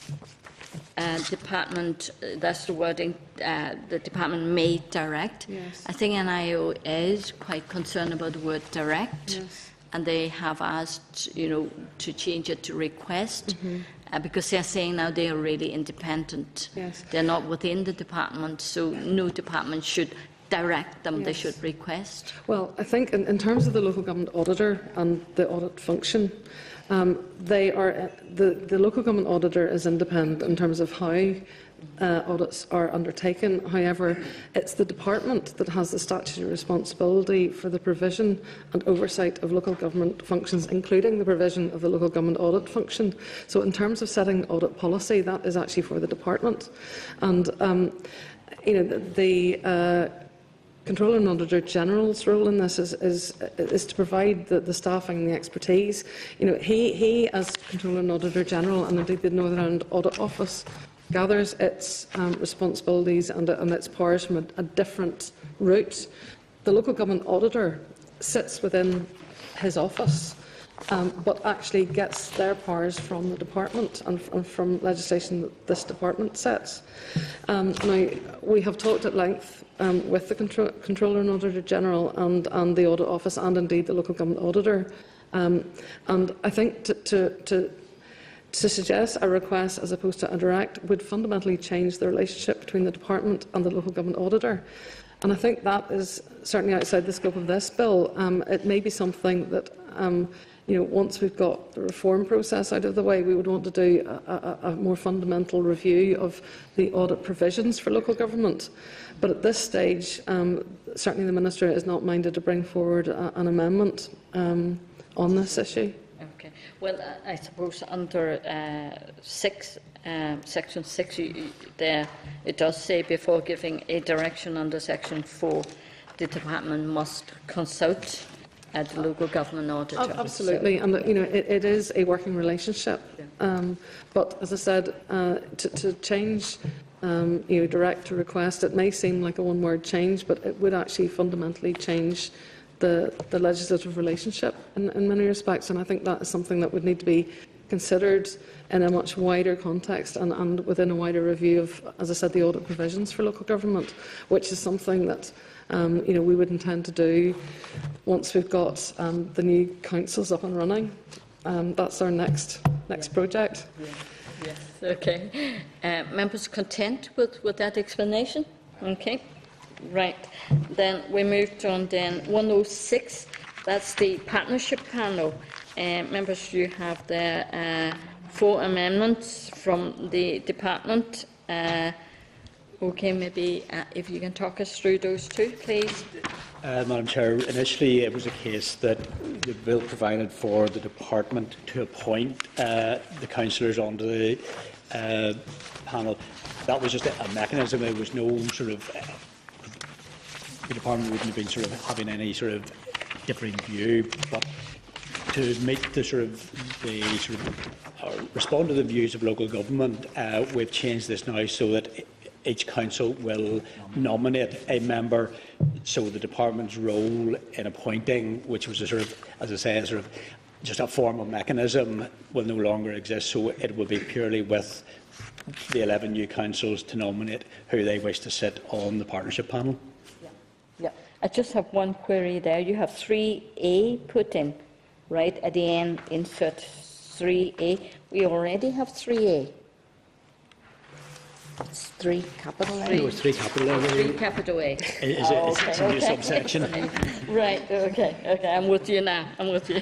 Okay, my fault. Just to clarify in terms of that bit, will that then that the 3 capital A read additionally to what's in there, as opposed to replace what I think is in there? No, we're Replacing, Replacing 3 small A with 3 big A? yes, we're That's what I'm trying to establish, yeah. We're amending 3 small a so that instead of saying councillors appointed by the department, it now just says councillors. Just councillors. So the panel is to consist of councillors and ministers. Then new 3 capital A will specify that each of the 11 new councils will nominate. And then, because the councils are directly nominating, there's no need for paragraph 4, or subsection 4, because we don't need to consult with councils because they're going to be directly nominating. Yeah, yeah, yeah. No, that's clear now. That's clear to me. Yeah, I think, I mean, and NEOCA is quite strong on this, that they really want to see something like that. So, yeah. Okay, we moved on then. Members agree with the amendment, no issue? Happy with it? Okay, with the... Maybe say the pedantic point on it is it a question of it being a 3 big A, or because you're replacing 4, would you then be looking actually to renumber that effectively? I think that's renumbered when the next draft of the bill is produced after consideration stage, yes. And you're saying a councillor, it's single one councillor, not more than one? It's 1 councillor from each of the new councils. From the new council. Yeah, So it's 11. So 11 councillors, right? Not for a football team, but no substitutes. Well, the minister. Okay. Yeah. Okay, then we which one are we now? Then we are over then to part 14, members, control of councils by Northern Ireland Department. Officials agreed to consider removal of the word control. You suggested maybe supervision last time? The Minister has agreed to change that to supervision, although I don't think it's necessary to bring forward an amendment, because that's something... The headings actually aren't part of the legislation, technically, so that can be done just as a printing amendment, I understand. Fair enough. That's simple. Why did we have to fight over it so much? Okay, right here. Thank you. But we're gaining supervision. And that then reflects what the wording is in the 1972 Act. Right. So next one, members, is 108, inquiries and investigations. You agreed to report back on the possibility of amending the clause to include a right of appeal for counsel against the findings of an investigation. So, any response on that? I think that's one we'll follow up on quickly today for you. We don't actually have a response from that one, on that one yet. And when are we going to get the We'll response? follow it up today. Yes. Okay. It's going to be a long day for them. It was a long day yesterday. It was a long day yesterday. I know we got your list about what, 8:30? No. All right. About 5. All right. Okay. I got it 8:30. Yeah. I was sitting waiting for it. Okay. Right. I'm glad you didn't have to work too late. Then 5 o'clock was fine. Yeah. Next one then is clause 111, power to repeal provisions relating to surcharge. That's a tabled amendment. Members, are you content with that? Yeah, clarified position. Okay, and then new clause after 115. That's 115 capital A. Yes. So officials agreed to provide the wording of a DFP amendment to allow for transitional rate relief in consequence of changes. Happy with that, members? Yeah, that's fairly straightforward. Glad to hear people just saying yes so quickly. Chair, you said the magic words DFP. Oh dear, party politics playing here. Next, new clause after 119. That's tabled, members. That's the wording of an amendment This is to allow for the abolition of the Local Government Staff Commission. Members content with that? Okay, next is clause 1, 2. Okay, you want to speak on that? Yeah. Well, actually, we have another amendment in relation to a new clause 117A, and it's consequential of introducing the general power of competence, because currently there's provision for making special payments in the Local Government Finance Act. Well, with the general power of competence, that goes much further than that power to make special payments. So it's actually those provisions are no longer needed. It's actually sections 37, 38 and 40 of the Local Government Finance Act would need to be repealed to take account of, and we have an amendment drafted and can send that to you this afternoon. Really a technical. It's a capital A. Yes, a tidying up. Yes, it's just really as a consequence of the general power of competence. Okay, members content with that? Okay. Then next one then is 121, schemes for transfer of assets and facilities. Also, we have then tabled amendment. This is transfer, particularly in relation to allow for the transfer of Armagh County Museum to the new council. 5 amendments have been tabled. You explained that last time. Members, do you need to hear all that again? No? You're happy with that? Okay. Sure. I just note that probably said to be environment that it takes one amendment to deal with long-term sort of securing of finance for local government in terms of sort of the DFP amendment on that basis. But dealing with the separate issue of Armagh County Jail, there's 5 separate amendments in connection with that. Absolutely. Right. We've got our priorities right. Okay, right. We moved on now.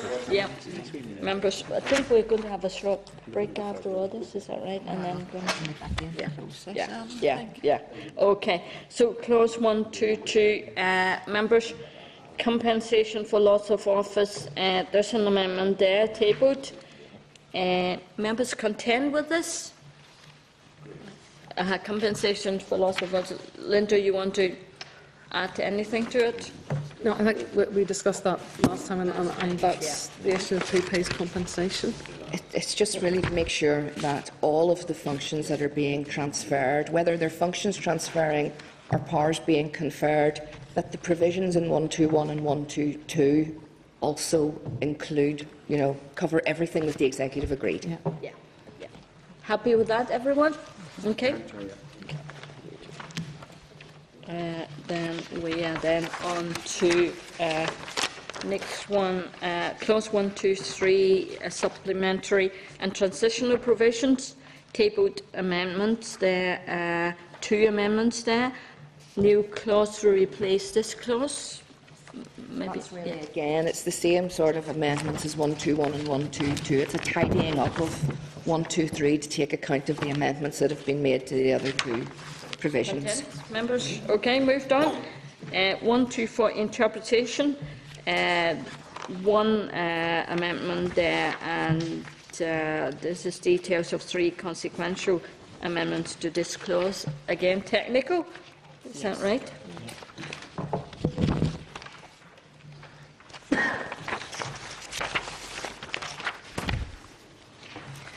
The definition external representative has been added to take account of the amendment that's been made to section 10, and local government body, the amendment, the new definition has been added there to take account of the amendments in 121 to 123, and so really they're consequential in those other.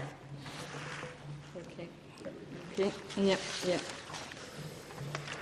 Yes, that's back to in relation to the external representative. Right, yes. Okay. Members content with that? Okay. Lord Morrow, you have something to say? Okay. Yeah. Then we moved on to 125 regulations and orders. Again, tabled amendments there. Let's see. That's a wording of amendments to this clause to ensure that clauses 51 and 54 4 are subject to the draft affirmative rather than the negative resolution procedures. Members content with that? We've talked about that before. Okay. Then Schedule 3, positions of responsibility. Officials agree to provide clarification on the wording at Part 3, Section 14, regarding the absence from the district of the chair of a council. That, Madam Chair, is simply to ensure that there is continuity in the operation of the council, that if the chair, having been appointed, is then absent, in terms of unable to attend meetings or to contribute, that then, for a period of 3 months, then the position would be declared vacant, and that would allow, the party that had selected that position, if they've used a Hunter St Lag or the person who'd been voted in, to then put a new person into that position. Yeah. Members content? Yep. Okay then, thank you. We moved on then to Schedule 4. That's appointment of councillors to committees.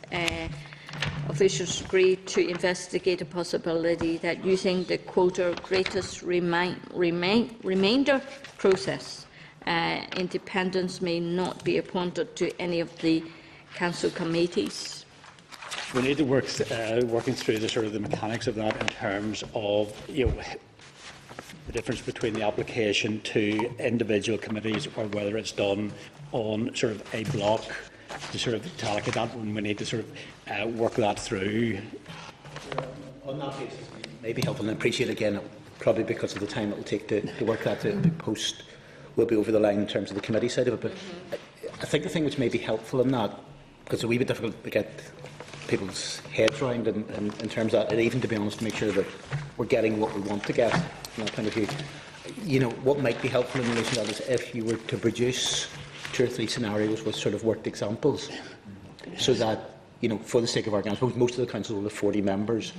If you produced, say, a couple of different distributions and a couple of different, so say for the sake of argument, you're saying there were going to be, for the sake of argument, 8 main committees with, say, 15 on each of them, with a couple of different distributions of seat allocations, how that would then work out in practice from that point of view, that gives an indication. I have a little bit of concern that if it's purely done one council at one committee at a time, and if you like, it's almost completely self-contained, it will mean that whatever distortions, we'll put it this way, there wouldn't be a single distortion if you're looking at here's just one committee, but across the board it will create a degree of distortion, yes. And probably within each council will then tend to, it wouldn't actually necessarily be the case of it would necessarily go against, for instance, small parties.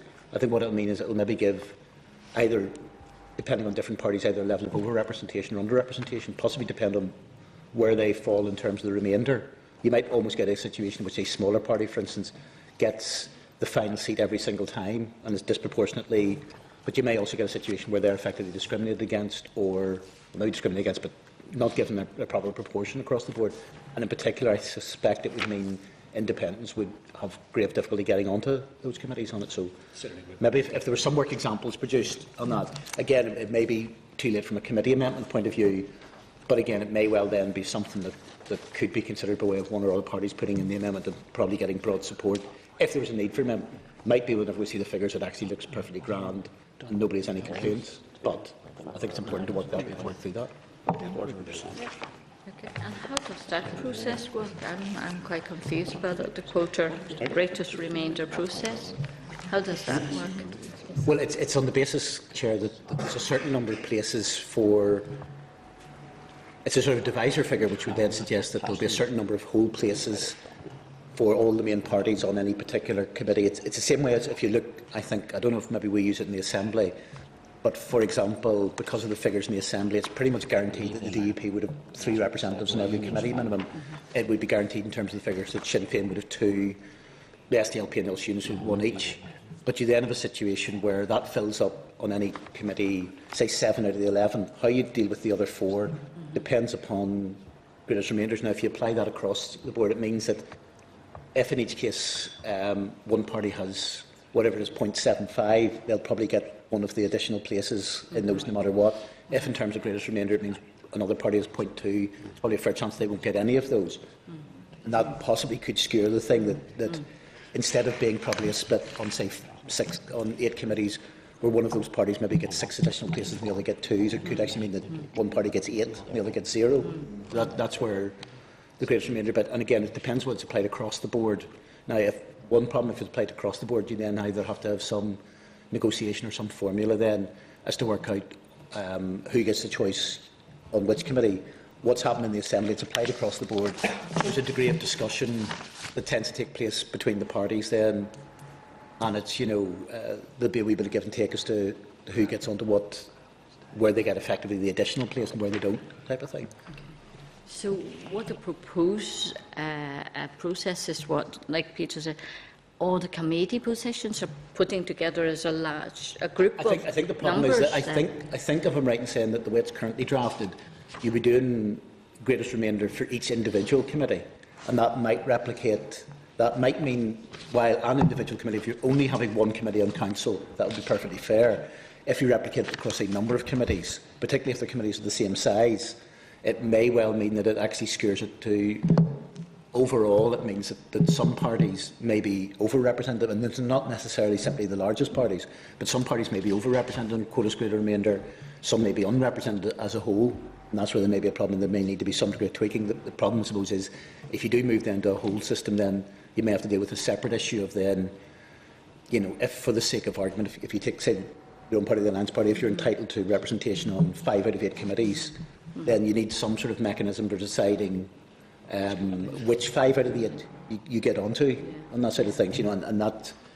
But by the same token, it may still though be fairer to say, according to that either instead of Alliance being on every committee or Alliance being on no committees, take that as an example, that you're on the appropriate number of committees. But particularly given circumstances, unless you've very, very large committees, quotas greatest remainder is probably likely to mean an individual independent will have great difficulty getting onto any committee, possibly. And that's it. So how are we going to address this? We'll work that through and provide the committee with worked examples. An example of that. Sorry, just let the committees themselves decide? Is it? No. What they're saying in the first term, I think we've got to establish whether there's a problem and what extent there is a problem on that bit of it. So the worked examples will steer us towards that. I have to say, if we're getting a bit tired, I don't envy Eilish in terms of having to draft draft one. Having said that, I think in terms of quotas greater remainder, because the Assembly, I'm not quite sure whether it's in legislation or whether it's procedure, uses the greatest remainder but applies it across all the main statutory committees.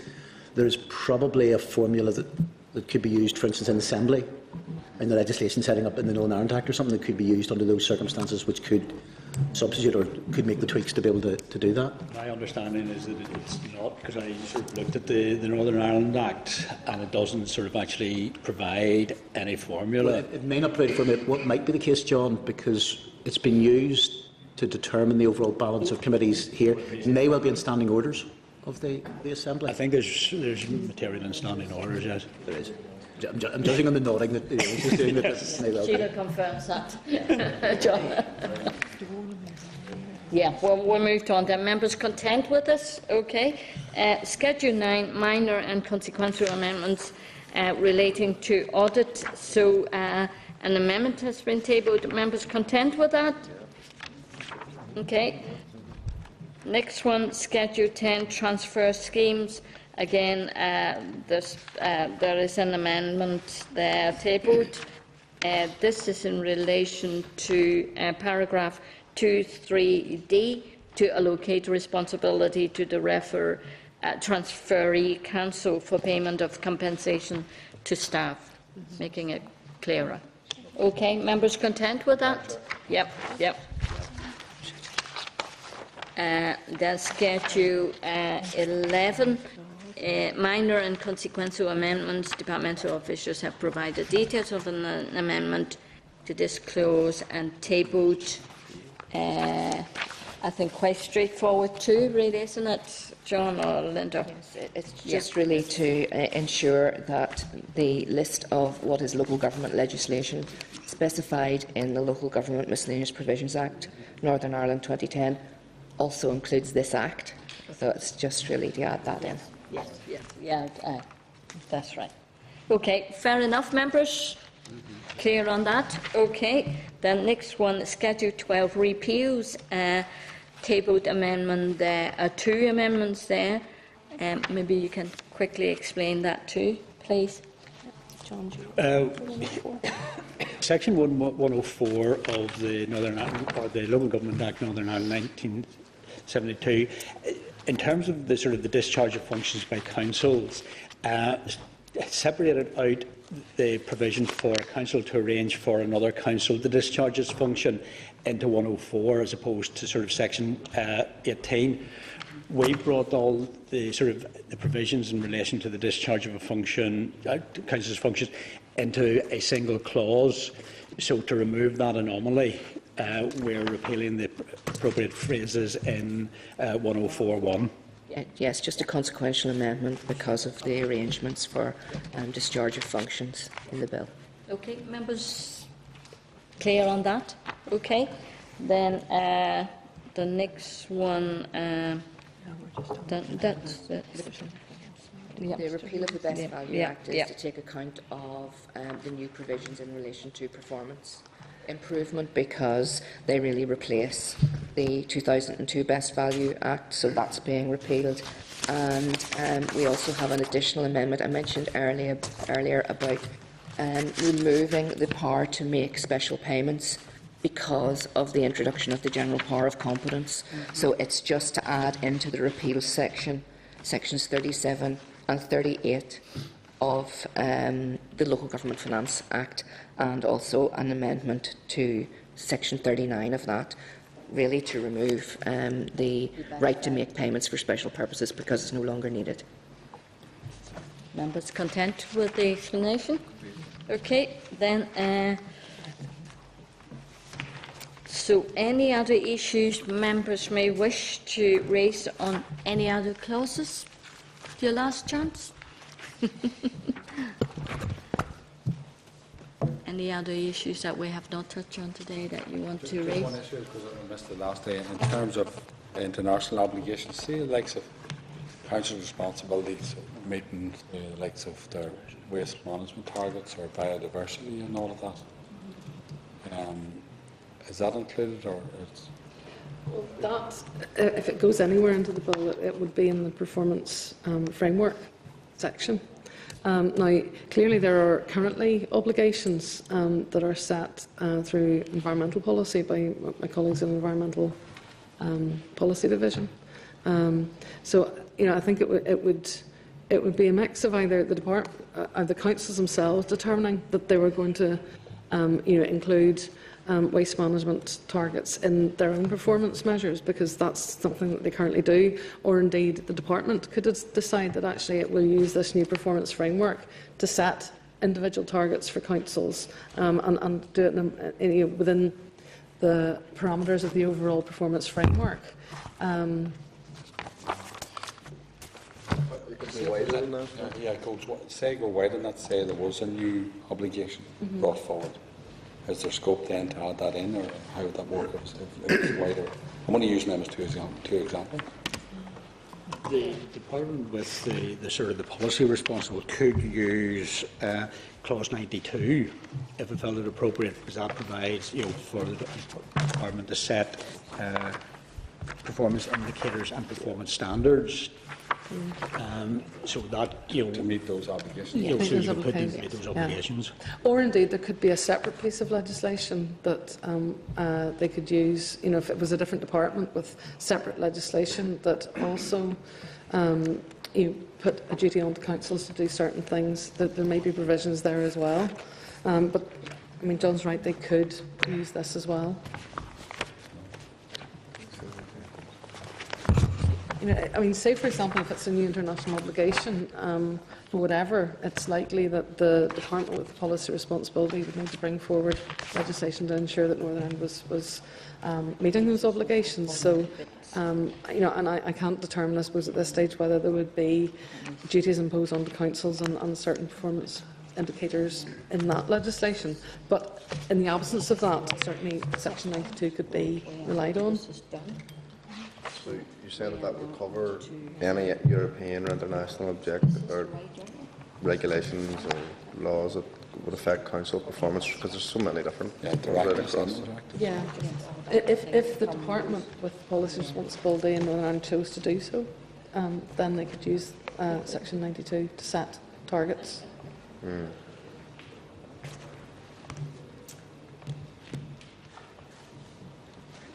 But in setting that or adding that, it'd have to come back to this assembly, would it? Or how would that work in terms of legislative framework? Well, certainly in terms of clause 92, from my understanding, I think they would come back to the Assembly through the draft affirmative procedure. Would it not be simpler though just to say somewhere in either the bill or in the guidance that councils should be cognizant of all their European international obligations? Certainly, that's the other side to it. That in addition to sort of taking the more formal approach, if a department wanted, in the development of the guidance, both in terms of performance improvement and community planning, if it's appropriate, those are the issues. Those issues can be included in the guidance. But that to this bill? Yes. In statute, yeah. Yes. Okay. Would you consider that? Look into. Certainly in the guidance, yes, we can. Okay, thank you.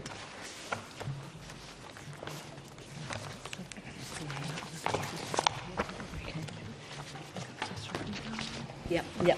Okay. Thank you very much to all four of you. So we are moving into closed session now. And could I just thank the committee for your perseverance and patience with us? It's been a long haul, but we've It's been a long haul. got through Thank it. You you. want to see even our Thank you for the cooperation. Thank you. Thank you. Yeah. It's a long piece of legislation, so you've all worked very, very hard. Thank you. Thank you very much. We'll see you soon. Hopefully we won't be too long.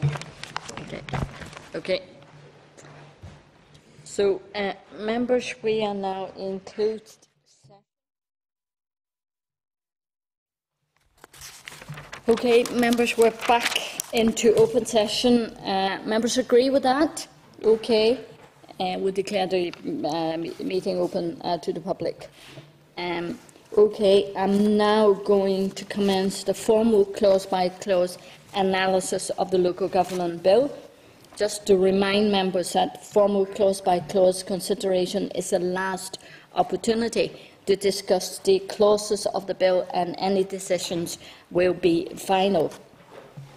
Members, I intend to group clauses where the committee had previously indicated it was content. Okay, and we start with clause 1, names of council.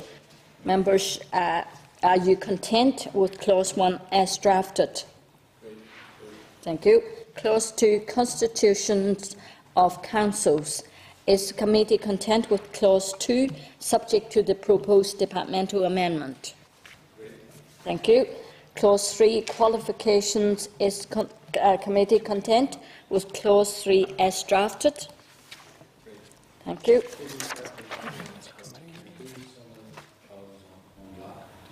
Yes, we are. Mostly. Yeah. Sorry, Chair, just to advise, the committee had previously asked for a committee amendment to be prepared for clause 2. For clause 2. Insert a date. Oh, sorry. On which the first date for the Actually, committee. just to say, you have a table paper, members, with Eilish's proposed amendment. So clause 2 there we have, sorry, jumped that. Clause 2, I'll let Eilish talk to us about that. So, that's clause 2 is options. I think that the committee had wished to insert a date by which the first constitution would be made available. So the amendment tabled is at clause 2, page 1, line 7. 17. 17, sorry, yes, 17. And it would insert after the word that in line 17, which is subsection 2, which is the subsection which is requiring copies of the Constitution to be available at the Principal Office for inspection by members of the public at all reasonable hours. It would insert in there that copies must be available from this date, the 30th of April 2015. Agreed. Members agree? Yeah. Okay, Agreed, thank you. Clause 3, qualifications. Is committee content with clause 3 as drafted? Agreed. Clause 4 is the same. Disqualifications is committee content with Clause 4 as drafted. Great. Okay. Clauses 5 to 9 is committee content with clauses 5 to 9 as drafted. Great. Clause 10, positions of responsibility, is the committee content with clause 10 subject to the proposed departmental amendment. Great. Great. And I would just want to put on record that I would want SCV to be the default position instead of the hunt. Just want to put it on the record. Okay, members. Clause 11, arrangements for discharge of functions of council. Is the committee content with clause 11 subject to the proposed departmental amendments? Great. Okay. Clause 12 to 22. Is the committee content with clauses 12 to 22 as drafted? Great. Clause 23, permitted forms of governance. Is the committee content with clause 23 as drafted? Great. 24, powers to prescribe additional permitted governance arrangements. Is the committee content with clause 24 as drafted? Great. Clause 25, council executives. We have 2 committee amendments tabled. If Eilish can explain to us on those, please. Clause 25. Yeah. Clause 25 at page 11, line 31. The amendment is to leave out 4 and insert 6, and that was on the committee's request to raise the minimum number of members of the executive. And then there's a further amendment consistent with that, clause 25, page 11, line 34, leave out 4 and insert 6, which would affect committees in a streamlined committee executive and ensure a minimum number of 6. Okay. What about that one on the chair and deputy chair? Yeah, Being there's a okay, further there's amendment, one Chair, more. Yep. clause 25, page 11, line 29, leave out subsection 3 and insert new subsection 3, the chair and deputy chair of the council shall be ex officio non-voting members of the executive. Okay, members content? Okay, with our amendments? Okay. Then we are then on to clauses 26 to 33 as amended. Is the committee content? sorry. Is committee content with clauses 26 to 23 as drafted? Great. Okay, then moved on. Clause 34, reference of matters to overview and scrutiny committee. Is committee content with clause 34 subject to the proposed departmental amendment? Yes. Great. Okay, clauses 35 to 44. Is the committee content with clauses 35 to 44 as drafted? Great.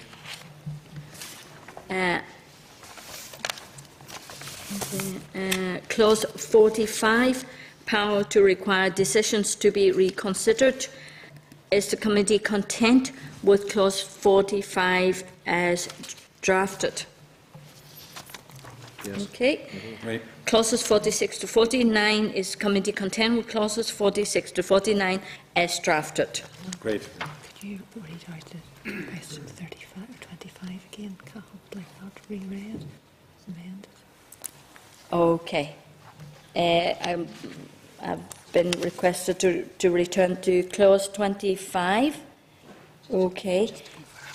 Just to confirm that members are content to the 2 suggested committee, three committee amendments as proposed. Great. Yeah. Okay. Thank you. Then we are back then on to clause 50. Is the committee content with clause 50 subject to the proposed departmental amendment? Great. Okay. Clauses 51 to 57, is committee content with clauses 51 to 57 as drafted? Great. Clause 58, investigations. Is the committee content with clause 58, subject to the proposed departmental amendment? Great. 59, investigation further provisions. Is the committee content with clause 59 as drafted? Great. Clause 60, report members. Is the committee content with clause 60 as drafted? Great. 61, interim reports. Is the committee content with clause 61 as drafted? Great. Clause 62, decision following report. Is the committee content with clause 62, subject to the proposed departmental amendment and committee amendment to specify grounds of appeal? Do you need Eilish to talk you through? We don't have a drafted amendment yet, Chair. Yeah. Agree, yeah. Okay. Then clause 63. Is the committee content with clause 63, subject to the proposed departmental amendment? Great. Clause 64, is committee content with clause 64, subject to the proposed departmental amendment? Great. Then clauses 65 to 66, members, are you content with those clauses as drafted? Great. 67, expenditure of commissioner under this Act. Is committee content with clause 67 as drafted? Great. Clause 68, interpretation. Is committee content with clause 68, subject to the proposed departmental amendment? Great. 69, is the committee content with clause 69 as drafted? Great. 75, clauses 70 to 75, is the committee content with clauses 70 to 75 as drafted? Great. Clause 76, community involvement. Is the committee content with clause 76 as drafted? Great. 77, guidance. Is committee content with clause 77 as drafted? Great. 78, duty of departments in relation to community planning. Is committee content with clause 78, subject to the proposed departmental amendment? Great. Is the committee content with clauses 79 to 84 as drafted? Great. Is the committee content with clause 85, subject to the proposed departmental amendment? Great. Clauses 86 to 94, is the committee content with clauses 86 to 94 as drafted? Great. Clause 95, is the committee content with clause 95, subject to committee amendment and one departmental amendment as well? We haven't got a department. No, just committee. Do you want to say what that is? Eilish, maybe you just quickly can mention that. The committee had previously requested that an amendment be prepared to grant an enabling power to the department to amend the date in subsection 3A of clause 95. Content? Yep. Agreed. Okay. Okay. 96, is committee content with clause 96, subject to the proposed departmental amendments? Great. 97, improvement assessment. Is committee content with clause 97 as drafted? Great. Is committee content with clause 98 as drafted? Great. We don't have committee amendment on this one. 98. 98, yes, we have. Sorry, not a. I'll read that again. Is the committee content with clause 98, subject to committee amendment? Great. Okay. Clause 99, is the committee content with clause 99 as drafted? Great. Is the committee content with clause 100 as drafted? Great. Is the committee content with clauses 101 to 105 as drafted? Great. Is the committee content with clause 106, subject to the proposed departmental amendments? Great. Is the committee content with clause 107 as drafted? Great. Is the committee content with clause 108 as drafted? Great. Is the committee content with clauses 109 and 110 as drafted? Agreed. Is the committee content with clause 111, subject to the proposed departmental amendment? Great. Is the committee content with clauses 112 to 115 as drafted? Agreed. Is the committee content with the new clause, that's clause 115A? Okay, content? Yes, didn't hear you. Capital A, yes. Yep.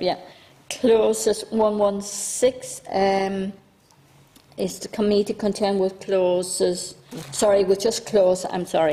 with clause 116 as drafted? Agreed. Okay. New clause 117A, capital A, as the committee content with the new clause as drafted? Okay. Clause 118, as the committee content with the clause as drafted? Yes, agreed. Agree. New, then new clause after 119. We need to say 119 too. We haven't said 119. Okay. You said 119. Oh, No, we've got 119, that's a new clause too. yeah. Okay. New clause after 119. Yeah. So, okay. Is the committee content with the new clause Agreed. after one? Do we need to call out 119 though? I don't So, know, which comes is- under new clause after 119. So we just say, is the committee content with the clause as amended? Sorry, as We do need to put the question in clause 119 as it stands, as well as the new clause. okay. We The have existing clause One 119. existing clause 119 is draft. as drafted. Yes, yeah. Yep. So I need. You need to say that. Is the committee content with the clause 119 It's draft. as drafted? Agreed. Yeah. And then we've done clause, the new clause? On the new clause. You've done the new clause, right? We've read that already. Uh-huh. Yeah. So clause 120 insurance. Is the committee content with clause 120 as drafted? Agreed. Is the committee content with clause 121 subject to the proposed departmental amendments? Agreed. Clause, is the committee content with clause 122 subject to the proposed departmental amendment? Agreed. Is the committee content with clause 123 subject to the proposed departmental amendment? Agreed. Is the committee content with clause 124 subject to the proposed departmental amendment? Agreed. Is the committee content with clause 125 subject to the proposed departmental amendment? Agreed. Is the committee content with clauses 126 and 127 as drafted? Agreed. Is the committee content with clause 128 as drafted? Agreed. Does the committee agree with the long title of the bill? Agreed. Agreed. Schedules. Is the committee content with Schedule 1 as drafted? Agreed. Is the committee content with Schedule 2 as drafted? Agreed. Is the committee content with Schedule 3 as drafted? Agreed. Schedule 4, we have there, okay. Is the committee content with Schedule 4 subject to the proposed committee amendment? If Eilish can explain on that, please. Well, we don't have the text of an amendment yet, Chair, but the committee had requested that we prepare an amendment to ensure that the formula for appointments to committees be run for all committee positions at once for the duration of the council term, based on the number of seats each party has immediately after the election. So it's a recommendation that amendment be developed. So the question is in Schedule 4, subject to such an amendment. Okay. Is the committee content with Schedule 4 subject to the committee amendment? Yeah, can I ask, Just a question there. I just have a question there, with some experience in council, that, after the chair and vice chair, how's it then, decided Just means that what committee comes next? Because, there has to be some kind of a formula or some kind of a procedure, as to- It's usually the haunch run, isn't it? Yeah, I know it runs one after the other, right? It's your choice to pick which committee, isn't that right? Yeah, but who decides there which committee comes after the chair and vice chair? is it up to the party then? Is that what Colin's saying Normally. to? You see, you'd be picking the chair of each committee as well. So what you would be doing is, say, our party was up first, we would pick the chair of Development Committee or whatever it is, and then if you're next, you pick the chair of Environment, and then it runs through in terms of membership. Isn't that right? Normal process. You have to remember it's a slightly That's the different normal process. process. Yeah. But where do you think you'd see an issue? Well, it's putting other members onto the committee. Are we talking? After the chair of the committee and the vice chair of the committee, then going to be selecting further members onto it, because I would be of the opinion that I would say, right, we elect somebody onto the housing group, right? Because I wanted to sit in, to the way the hunt runs. Yeah. So how is that there all I determined? know what you mean. Yeah, because you have so many different committees. You see, normally important, because normally what happens. Sorry, Chair. Normally what happens is that each committee would be the same size, and then those positions would be given out based on the size of your party. So the largest party would get a certain number. So you get numbers, and then you slot the party. Then would slot in the members. Isn't that the way it works? Did you pick out the committee's chairs first? The chairs, and then after that you have a certain number. But it's a question. Just for you to whatever you want. Spreading it out generally. No, well, what you do, there's, say we've got 4 members, and if we have the chair or whatever, that'll only be 3 members after that. It's up to the party then to nominate the 3 or the 4 members onto the committee. The committee itself. Yeah, the committee numbers in each committee would be decided by the hunt as well, separately. You know what I mean? Yeah, that makes more sense. Yeah. Okay. That's the way normally it's done. Is that right? Well, you go down through each committee, you take the anyway. chair, your position, the main positions, and then you fill the committees out. That's the way it's So whichever committee you want to field, you put it in. Is that In right? terms of the chairs, after that there's a set number based on the hunt, so you kind of run the That's hunt. the way you run it. But Okay. All right. So, you're on. so members agree to that one? Do you want me to read it again? Yes, Chair, just Okay. read it into the record, Chair. Okay. So what it is the committee content was scheduled for subject to the proposed committee amendment? Great. Okay, thank you. Schedules 5 to 8 is committee content was schedules 5 to 8 as drafted. Great. Is committee content was schedule 9 subject to proposed departmental amendment? Great. Is committee content was schedule 10 as drafted? Great. Is the committee content with schedule 11 subject to the proposed departmental amendment? Agreed. Is the committee content with schedule 12 subject to the proposed departmental amendment? Agreed.